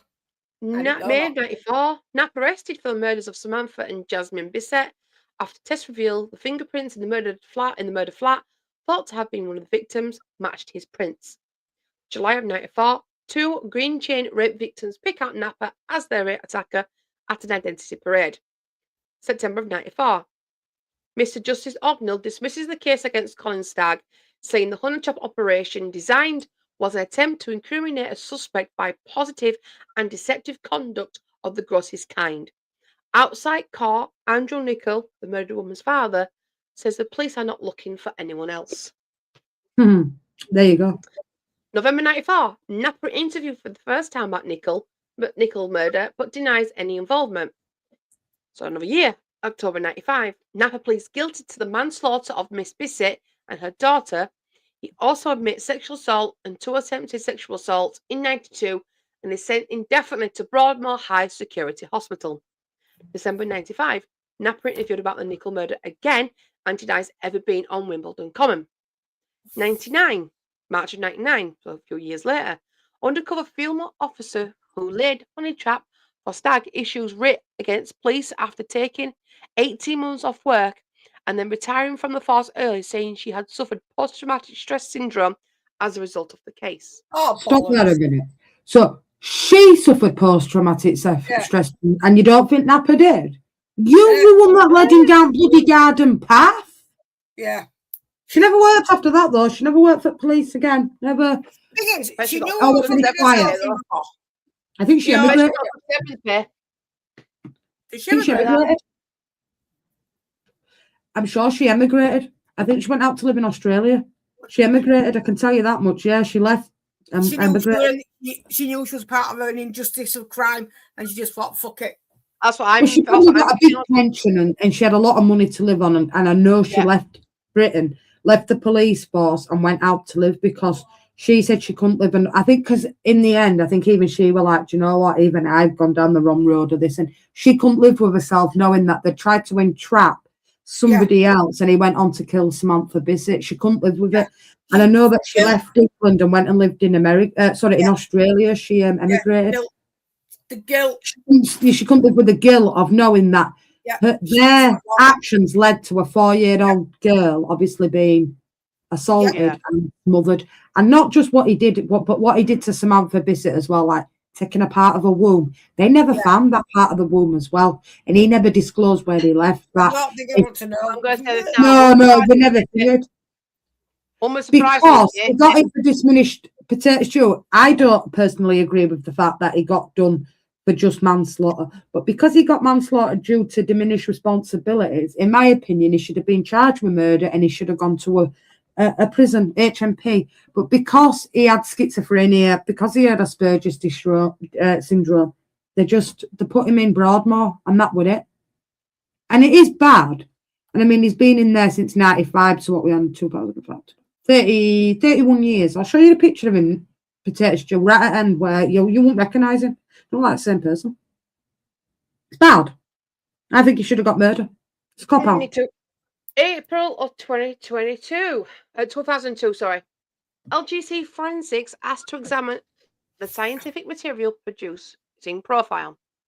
October of the same year, Dr. Britton cleared of 7 counts of misconduct at a hearing by the British Psychology Society after a formal complaint by Stagg. 2004, full murder investigation reopened with Napper as chief suspect. Still in 2004, he's still the chief. You know what I mean? Like, Yeah. How the fuck, right? So this guy, this Dr. Britton, right? He got struck off after this because it wasn't just him that he'd fucked up on. There were loads of cases he'd done, and they all got chucked out of court. And some of these people were actually guilty, but because he'd been on fucking case, they all got chucked out of court. Wow. Yeah. Napper charged. Sorry, November 2007. Napper charged with the murder of Miss Nickell and committed for trial. August of 2008, Colin Stagg receives £706,000 compensation from a discretionary scheme set up to avoid victims of miscarriages of justice. Not enough. And too long, Cruisy. Yeah. This is like how his area where he did commit all these crimes in London. And this was over a 4-year period, what he went through. And that's 3 murders and at least 80 sexual assaults. Yeah. It's quite a big area as well. Mm. And he didn't just, the range from, I think his youngest were 12 and his oldest being about 54. And they all had blonde hair. He didn't go for women with brown hair or ginger hair or all like that. They were all beautiful blonde ladies. Yeah, and I mean, not only do what he did, and you see, the thing that you get you, right? When he killed Rachel Nickell, he never touched the little boy. Never touched him. Never did anything to him. But the little girl with blonde hair, that was totally different. Yeah. It just shows you that he never had an interest in little boys or all like that. Yep. It were all women. And the little girl with blonde hair.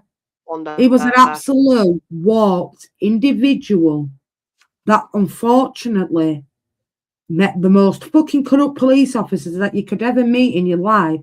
And to be honest with you, would Samantha Bisset still be alive now if they'd have done their job properly? Most probably, yes. Would Rachel Nickell still be alive now if they'd have took that phone call serious from his own mother? Yes. Yeah. Lots of women would have been saved if they would have just done their job properly. Because the cruelty and the brutality of what he did, it's craziness, you know. Yeah. And innocent, whether or not he had fantasies that were warped, that don't mean that you're a murderer neither. And that poor guy had to wait till 2008 to be cleared and to be paid out by police, even though he was acquitted in 1994. So that still means for another 10, 15 years, they still thought he actually had done it. Yeah. How bad's that? That's awful. And again, on this channel, police again, miscarriage of justice because they don't do the job properly. No, they don't.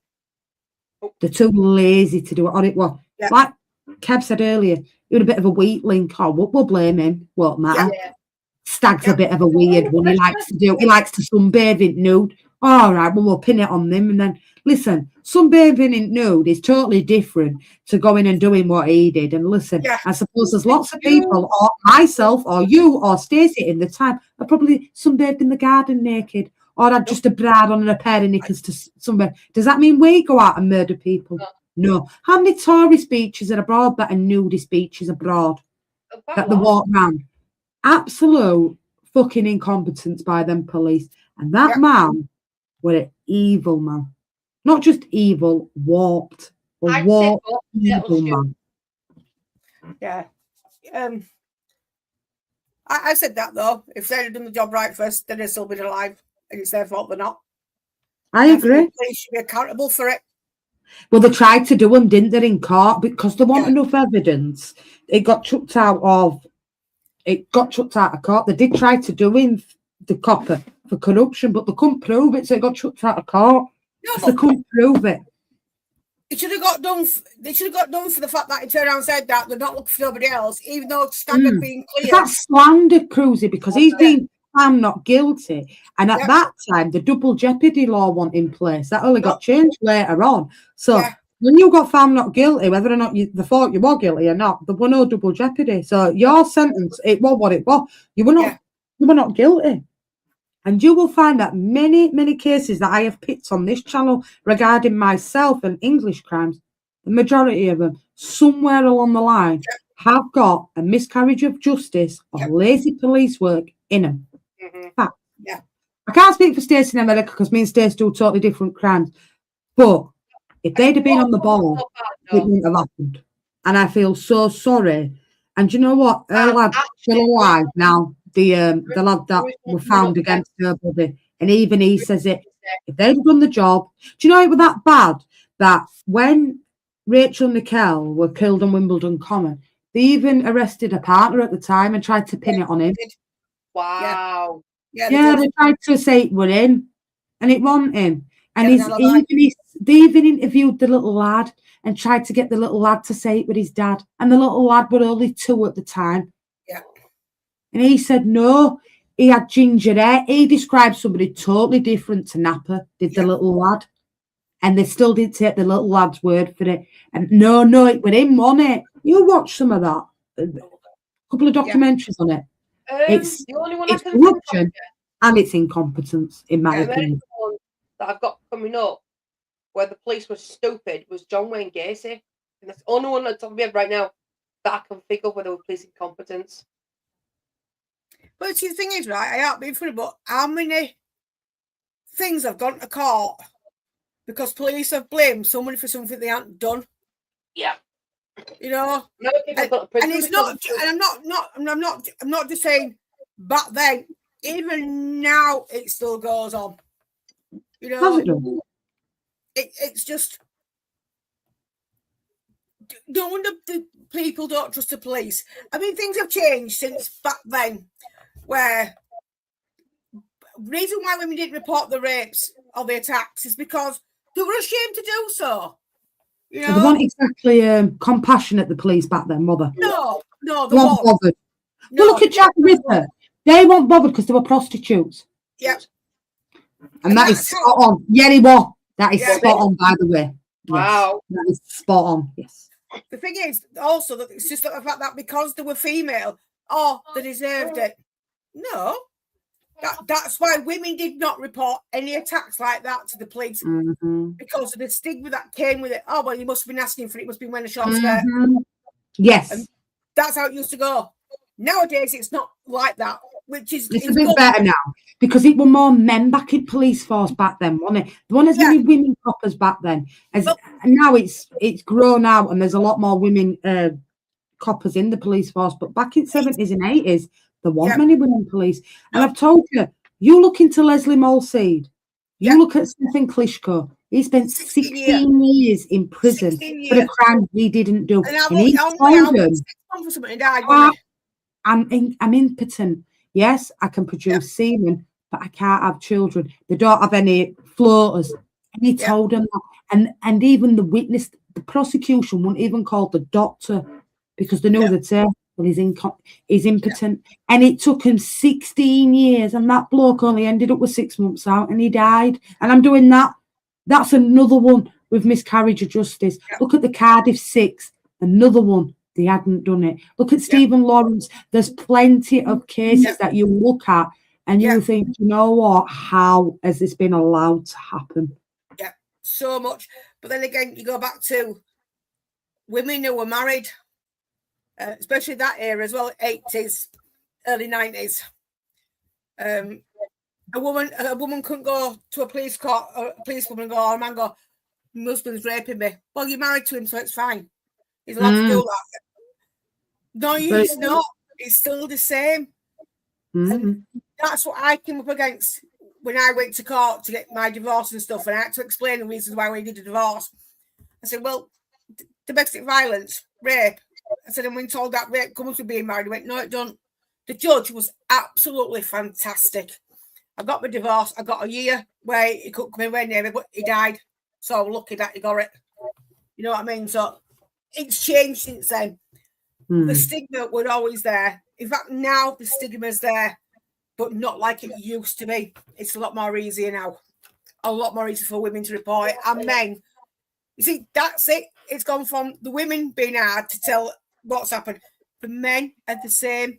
They find it shameful to go report it when they've been attacked by their partners, male or female. It works both ways. You know, it's awful that they can't go and tell somebody that their wife or their girlfriend's beating them up. They're so ashamed to do it because they're a man and they should be stronger than that. It's not about being strong. It's about being strong-willed and going and telling somebody about who's going to believe you. That's the only problem it is with still the justice system today. It's fucked.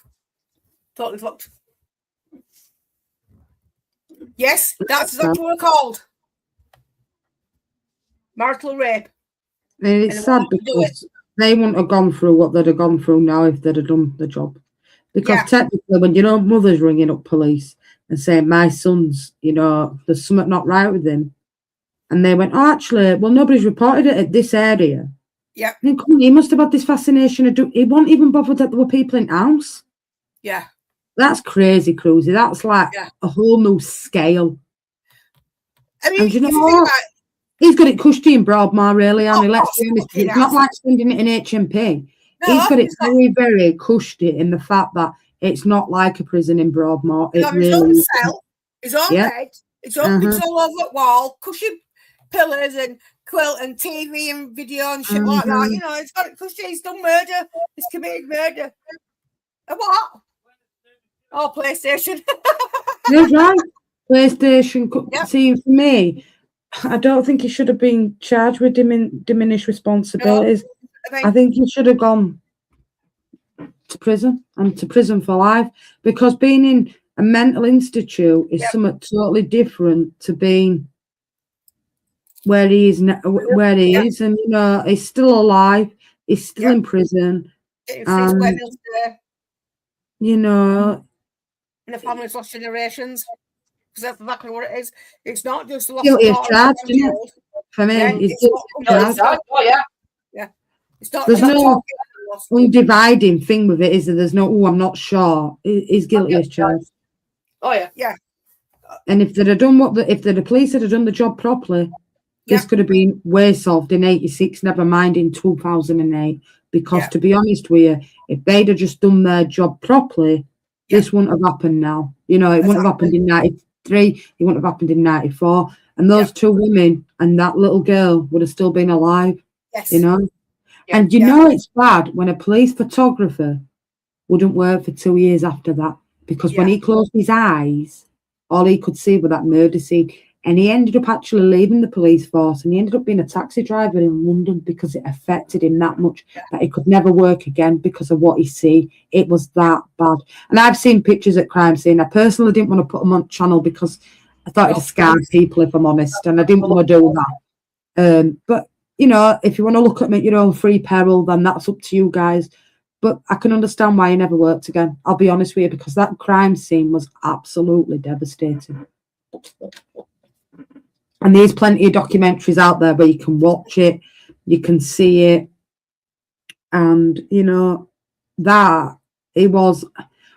But they say he was not all there. He knew what he was doing. He planned it. He was methodic. He used to detail the routes down to a T, cruiser, where to hide. And then he'd come back and mark it off. That's come on. How can it get done for diminished responsibility for everyone he's done? When you want to split the week once to get done for it. He knew he was calculated. He knew what he was doing. He knew where to go. He knew what he was doing. He carried the tax out. He used to go to their flats and sit outside and watch people. I suppose, look, we all close the curtains, but probably back in them times, they didn't. And that's how he picked her, because she was having sex with her husband in front room on sofa. Yeah. He was peeping Tom getting off on her, came back the next day, broke into the house and killed her. Yeah, exactly. He knew what he was doing. Of course he did. Yeah. In my case, that is not diminished responsibility. That's going out, a planned attack. He was an evil man. Murder. And I'm not saying that probably stemmed from his childhood when he was sexually assaulted by a friend on a camping trip, because he was. And I'm not saying, but you have that choice when you grow up as well to know right from wrong. And what he did, it would make you think, I'd never do that to anybody else. And the things that he did, taking people's wombs and assaulting them in front of the children and murdering them in front of the children, you know exactly what you were doing. I don't believe with diminished responsibility. I think he was an absolute evil man. Yeah. And whether or not he had autism and he had Asperger's, there's lots of people out there that have got Asperger's, that have got autism, that have got problems, but they don't go do what he did neither, you know? And if you listen to the psychiatrist who told him, this man is evil beyond belief, he is a danger to people, he's a danger to himself, and if the police would have listened, they'd have sectioned him there and then, and those two murders wouldn't have happened. No, we got 8 weeks for having firearms and were let back out. So, you know, there's failings on the mental health side of it, the doctor side of it, the prison side of it, the police side of it. There's failures all over, in my opinion. And, you know, those coppers, whether they're alive still now or not, have to live to the day that they die with the fact that they didn't do their job properly.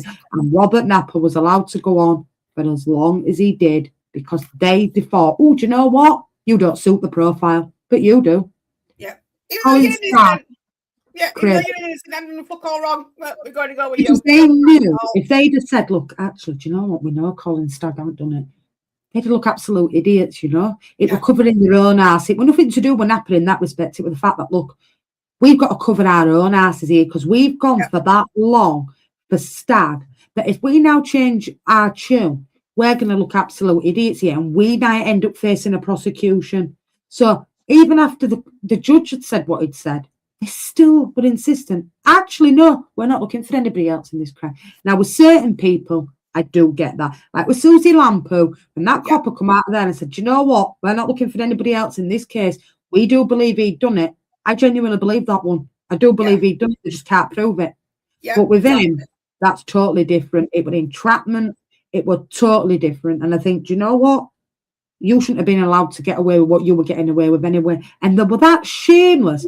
After they'd done the honey trap, they took him into interview room. They took her into interview room when Colin was sat there. Yeah. But yeah, there she is. This is who you've been talking to for that last 5 months. So it just makes you worried, doesn't it? About. Listen, and if they wouldn't have had his fingerprints, Cruzy, beggars believe how many more he could have gone on to do. Exactly. One's an accident, twice is a mistake, more than that is a culprit. And you knew what we were doing. I'm sorry. For me, diminished responsibility is doing something that you're not 100% sure. So I say, like, you're in a fight with somebody and you're pushing them back the edge off it. That's not intentional. You know, you're in a fight with somebody. Unless it's intentional. But I don't see how they can call it diminished responsibility when he knew what he was doing. And he did know what he was doing. That's the problem I have with it. He did because he only had certain people he'd attack Cruzy. So he never went for like brunettes or all like that. He'd always go blondes, even the sexual assaults. It was all blonde women. He changed it. He just went for certain people. And I mean, I think he looked at him as a kid. Yeah. He looks quite a weird child, if I'm honest. And he used to spy on his sister. And maybe that could have all led from what happened to him as a child. But you know right from wrong. And he knew right from wrong, in my opinion. I'm not saying he didn't have disabilities. I'm not saying, but I also believe that there's plenty of people in this world that have grown up with Asperger's that haven't gone on to commit the crimes that he has. Yeah. So, you know. He'd done one, his mum reported it and then denied it. Made his mum they didn't go through with it because no reports were made. Well, it was reported, but because he'd said it had happened on Wimbledon Common and it had actually happened. So where Wimbledon Common was, but houses that led onto the back of Wimbledon Common. So he'd come through Wimbledon Common, through her garden and got into the house. So because he wasn't exact what he'd said, they were like, oh, actually, this didn't happen. But if they'd have actually looked into it a bit better, Stacey, and actually got off their ass and done it, they'd have realised that his mother were telling the truth because, let's face it, not many people go up to their mother and say, I've done this if they haven't done it, Stace. So he knew what he'd done. Yeah. He knew what he'd done. And and I'll show you the picture of him now. So before we wrap this one up, I will show you a picture of what he looks like now before I wrap up. So this is not long ago in this. Now, you won't recognise him, I'll be honest with you. If you see him and he got realised, I'll show you this, right? This is what he actually looks like now. This isn't long back, but if he were released, I suppose you won't recognise him. I'll be honest with you. Just get rid of this advert here. See this here? With the coat on and the glasses? That's Napper now at Broadmoor. You wouldn't recognise him, would you? Fucking hell. Good you fuck. You wouldn't think it was the same person, would you? No. There you go. These are some of his like photos. That's like, I mean, look at that I've just been space looking where at he's the gone. website, Yeah. Just been looking at the website. We're looking for the crime scene photos you were talking about. Oh no, I'll send you a thing. I'll send you a thing of Yeah, it. please do. I'm not being. I know it sounds gruesome, but I want to be able to see. And that's her parents there speaking outside the Old Bailey when he pleaded guilty to manslaughter. That's her daughter. I mean, look, come on, Stace. How can you do that? But so how old's he now? I'd say we're in his 60s. He's in his 60s. I'll tell you now. Just give me 2 seconds. That's him there coming out. I mean, and that's him as a child. He hadn't really changed much as a child. And that was his sister that he used to spy on with. It's 59. 59, yeah. Oh, yeah. It's just turned 59. But if you look at it, suppose if he got released on quiet, right? Just say if he just example, would you recognise him? Because I wouldn't know that one after. He's 60 this month, Jess. It looks totally different, doesn't it? And this is him now, Alison, allowed free reign to walk round Broadmoor. Yep. Crazy, isn't it? Yeah. Listen, Potato Stew, we've been doing this. Oh, we've probably done about 10 of these now. And there's a lot of hard work that go into them. Me and Stace will put 4 to 5 hours of our own free time into each of these. Stacey does the American serial killers. I do the English, and then we're going to start cold cases up on the channel as well. Cruiser comes on through input as well. Cruiser's got a lot going on. Me and Stacey do put a lot of hard work into them. And that's why I'm at the point now with this channel where I think I've been more than fair with a lot of stuff that goes on. And I'm not going to put this kind of work in anymore to have it absolutely screwed up by somebody that don't think before they open their mouth. And this is what I'm trying to say. I love Night to bits, and, you know, it is what it is. But you won't see Nye on here anymore. I can't have threatening behaviour on this channel because I'll be honest with you guys, she's lost me a full stream today, demonetisation, because of her threatening behaviour. Now, whatever she thinks off screen, that's her own business, like us. But you can't be saying that on here. And I can't removing trolls on here if she's going to do itself and the same thing. So just because Alison wanting at start, I'll just, if anybody else comes in, that's the reason why I won't be on this channel anymore. Yeah, you know, like I said to Stace and Nat Cruz, if they want to speak to her, that's fine. But regarding wrestling, I won't be on when I'm not on this stream as well. I've been more than fair and I've had enough. I've lost. I can't afford to lose this channel. I have put 2 years solid work into this channel. I can't afford to lose it. It's not like Nye on Twitch, who she just does it out of enjoyment. This is my business. This is my livelihood. And I'm not prepared to lose this channel because somebody can't keep their mouth shut, to be quite honest with you. And we do put a lot of hard work into it. And I'm not prepared to lose it as well, because these crime streams are polished and we do enjoy them. And the only one that we call quizzes that we do put a lot of work into. Can't afford to lose the channel. Look now, these two have got things going on in their personal life. I understand that Nye has an opinion on Ash, but keep your opinions to yourself, because threatening behaviour is a violation of YouTube terms and conditions. She's lost me a full streams monetisation to that. So I can't personally afford to lose this channel because Nye can't help herself. And I've warned Nye numerous of times. My mum counted today, Jess, she told her 8 times to leave it and she still went on. I can't have that on here. I can't have somebody trolling and we're telling them not to do it when she's doing the self and same thing. And whether or not I like Nye and whether or not I like the Formula 1 and stuff like that, I didn't even get an apology off Nye today. Do you know what I got off Nye today? Don't want your steering wheel, and I won't be around anymore. Not a sorry, nothing.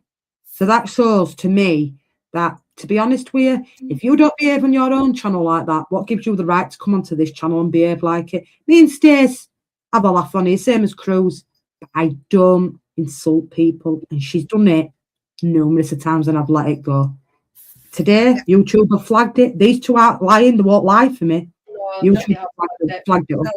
Can't do that, Ken. This is my livelihood. So no. And I think I've been more than fair. And that's one thing I'm not, is a liar. And we seen it, so. And I like now, you know, that there's no bad, you know, it's just the fact that when you warn somebody and you keep saying it to them, and I said it 8 times, and she still carries on and being insistent, what she forgets is YouTube do have guidelines. Yeah, they can get away with her telling people to get to that. But I can't afford for her to do that again, and then I'll lose my channel, because that's 2 years' work I've put in. And it's upsetting. She won't listen to me. I've been more than fair. Stacey's been more than fair. We were fucking off our streams all the time. We've both bit of tongue with her. But when Mrs. Biddy's coming to me and saying, look, Jess, you can't have this. When you're saying on there about people trolling you and you're letting somebody threaten somebody else, whether she's right or wrong what she's saying, keep it to yourself and have that argument off screen. Don't bring it on to here, because I won't do it on Kate and Jim's and start being rude and abusive on their channel. I certainly won't go on to Stacey or Naomi's Discord and do it.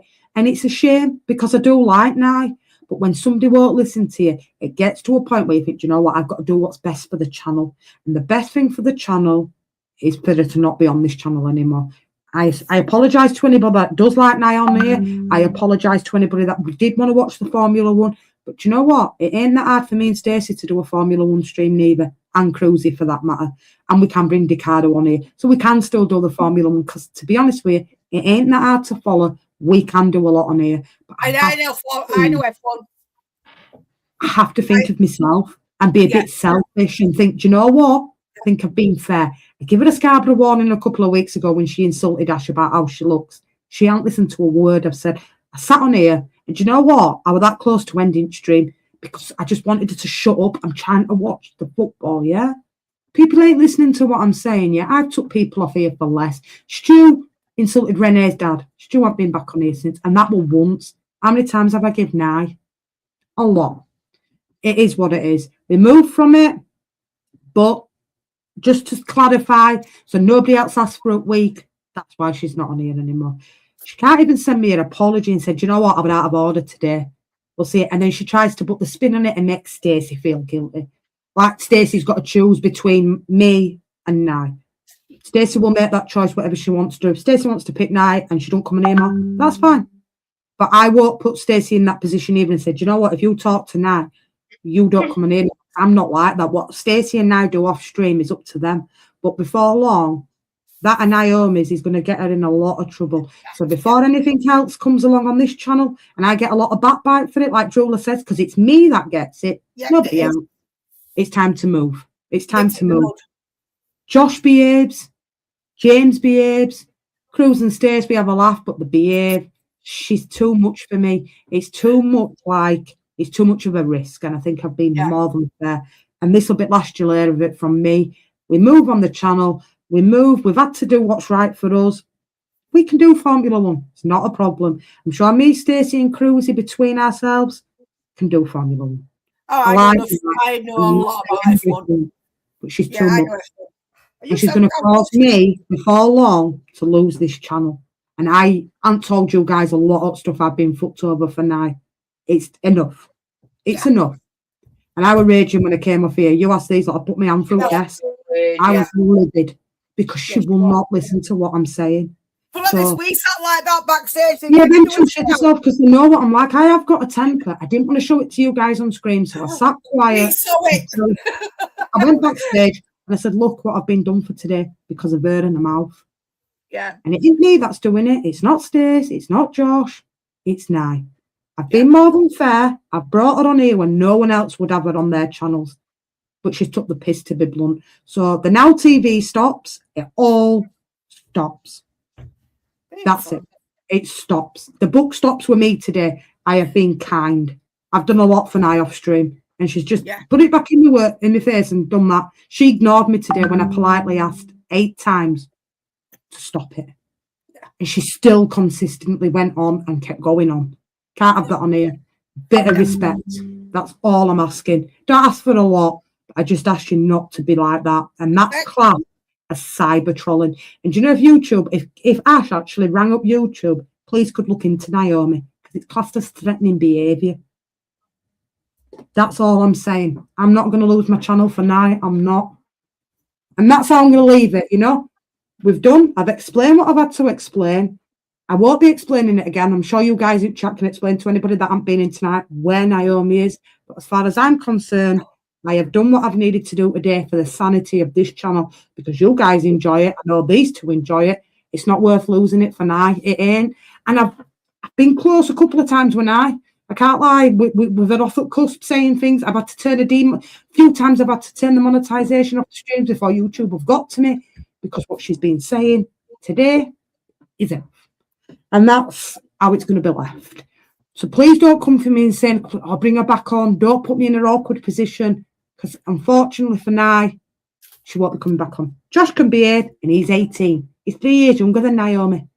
She's very immature, and I think she needs to grow up and learn. And unfortunately for me, I ain't got the time for that. I've put 2 years into this channel. I ain't prepared to lose it for now. And if you spoke to any content creator, they would say the same. And on that bombshell, has anybody got else? Do you want to tell them who you're doing next week, Stacey, before we wrap up? Hang on a minute, I've just got rid of this person. Yeah. Leave them, Stacey. All right. Is that even acceptable behaviour, which is right? He's right. No, it was the first thing. Where about burkas? That was the reason. I do wear one, but not on here. Anyway. Next week, it is the son of Sam, David Berkowitz, sorry. Do you know, anybody think you get really excited at crime shit? Yes, we do. I do. I like my crime. We do put a lot of work into it. Yeah. And James, what do you mean you fall asleep with F1, you cheeky sod? Like, don't worry about it, yeah. Unfortunately, Nye's not mature enough to do those sort of streams, but Dicaro can come on, and I will do the Formula 1 with Dicaro, and Dicaro can learn me, because I'm all about learning. But unfortunately for Naomi, it's not for her in the YouTube scene. I'm sorry. But if Stacey gets a phone call tomorrow and says, do you know what, police are involved, Ash has gone to police, that brings all her family into it as well. I'm sure she don't need it. And I certainly don't need it. So unfortunately for now, it will last stream, Kevin, the Liverpool. It's not even getting excited. It's just being ignorant. Julia, like you're not listening to what I'm saying. David Berkowitz. David Berkowitz. And we don't want to know if you hurt your wrist while football was on. Well, doing football, you know, each to their own. Listen, we all have feelings off screen, but sometimes we just keep it to ourselves. Yeah. But same with me, same with Stacey, and same with Sue. But she's dangerous, and she'll get me in a lot of trouble, and I love Nye. And it's a shame it's had to come to this, but sometimes I have to think of the greater good of my mental health and myself. And I'm not prepared to lose channel for Nye. I'm sorry that might seem selfish to some people, but I have put my own money, time and effort, and put my own family second in a lot of respects to do what I've done on this channel, and I'm not going to lose it for now. And if a mum wants to ring me up, I'll explain to a mum as well. I'm not bothered. But until now I can grow up and behave, I'm not prepared to have it on this channel. I'm sorry. It never comes between Stacey and Nye. They can still stay friends, but as far as I'm concerned, if I never hear from Nye again at the minute, it will be a blessing in disguise. I'm sorry, guys, but she's upset me, and she's lost me £70 in money today because of her mouth. And on that bombshell, we're going to wrap up, I think, peeps. Yep. I was going to my car. We will be back tomorrow. I might do some streams tomorrow. I might do a bit of the Winter Olympics tomorrow, if I can. Let me know, Jessica. I'll jump on when I get back. And I'll send links out. Oh, Dicaro, you've missed the full stream, mate. We're done. We've wrapped up, mate. We're done. We're done. A bit late, He does live in Australia, Mum. So, you know. Oh, it's acceptable. What time is it for you, Dicaro? Like, Isn't there like 8 hours in front or something like that? 8-9 hours in front. Oh, James. But it's a left day. Everybody. I hope you respect my wishes on the channel. Sorry to say what I've had to say tonight. It's a shame, but sometimes you have to do for the greater good. You folk live in a weird time zone, 9 a.m. Well, it's 10 past 10, and it's bedtime for me. So bless up to everybody locked in. We'll be back tomorrow with some Winter Olympics. Might be after 3 o'clock, maybe beforehand, depending on what time I wake up. Big up to everybody that's joined us. I hope you do respect my wishes. I'd appreciate it if you don't bring it up anymore on channel. It's done with. A bit like other people that have been removed off channel. We move. We don't continue. We don't want to hear about it. And on that bombshell, it's a good night from me. It's a good night from her. It's a good night from all of us. 11 hours. Fucking Exactly, Paige. Exactly. They celebrate Christmas before us. This is true. We'll be back next week with the crime as always. Back with the football again tomorrow night. All week on the football. Going to do some athletic streams as well. Well, Olympic streams. Take care of yourself as always. Thank you to everybody that supports the channel. We will be back tomorrow. Please take care of yourself. Keep it friendly. And as always, sometimes, and this is for one person only, use that before you open that. Take care, peeps. We will be back tomorrow. Be up to everybody. Take care of yourselves. And as always, thanks for watching the stream. Peace out. And if there's no intro, outro, no, blame outro. Stacey. I've triple checked it. There's an outro.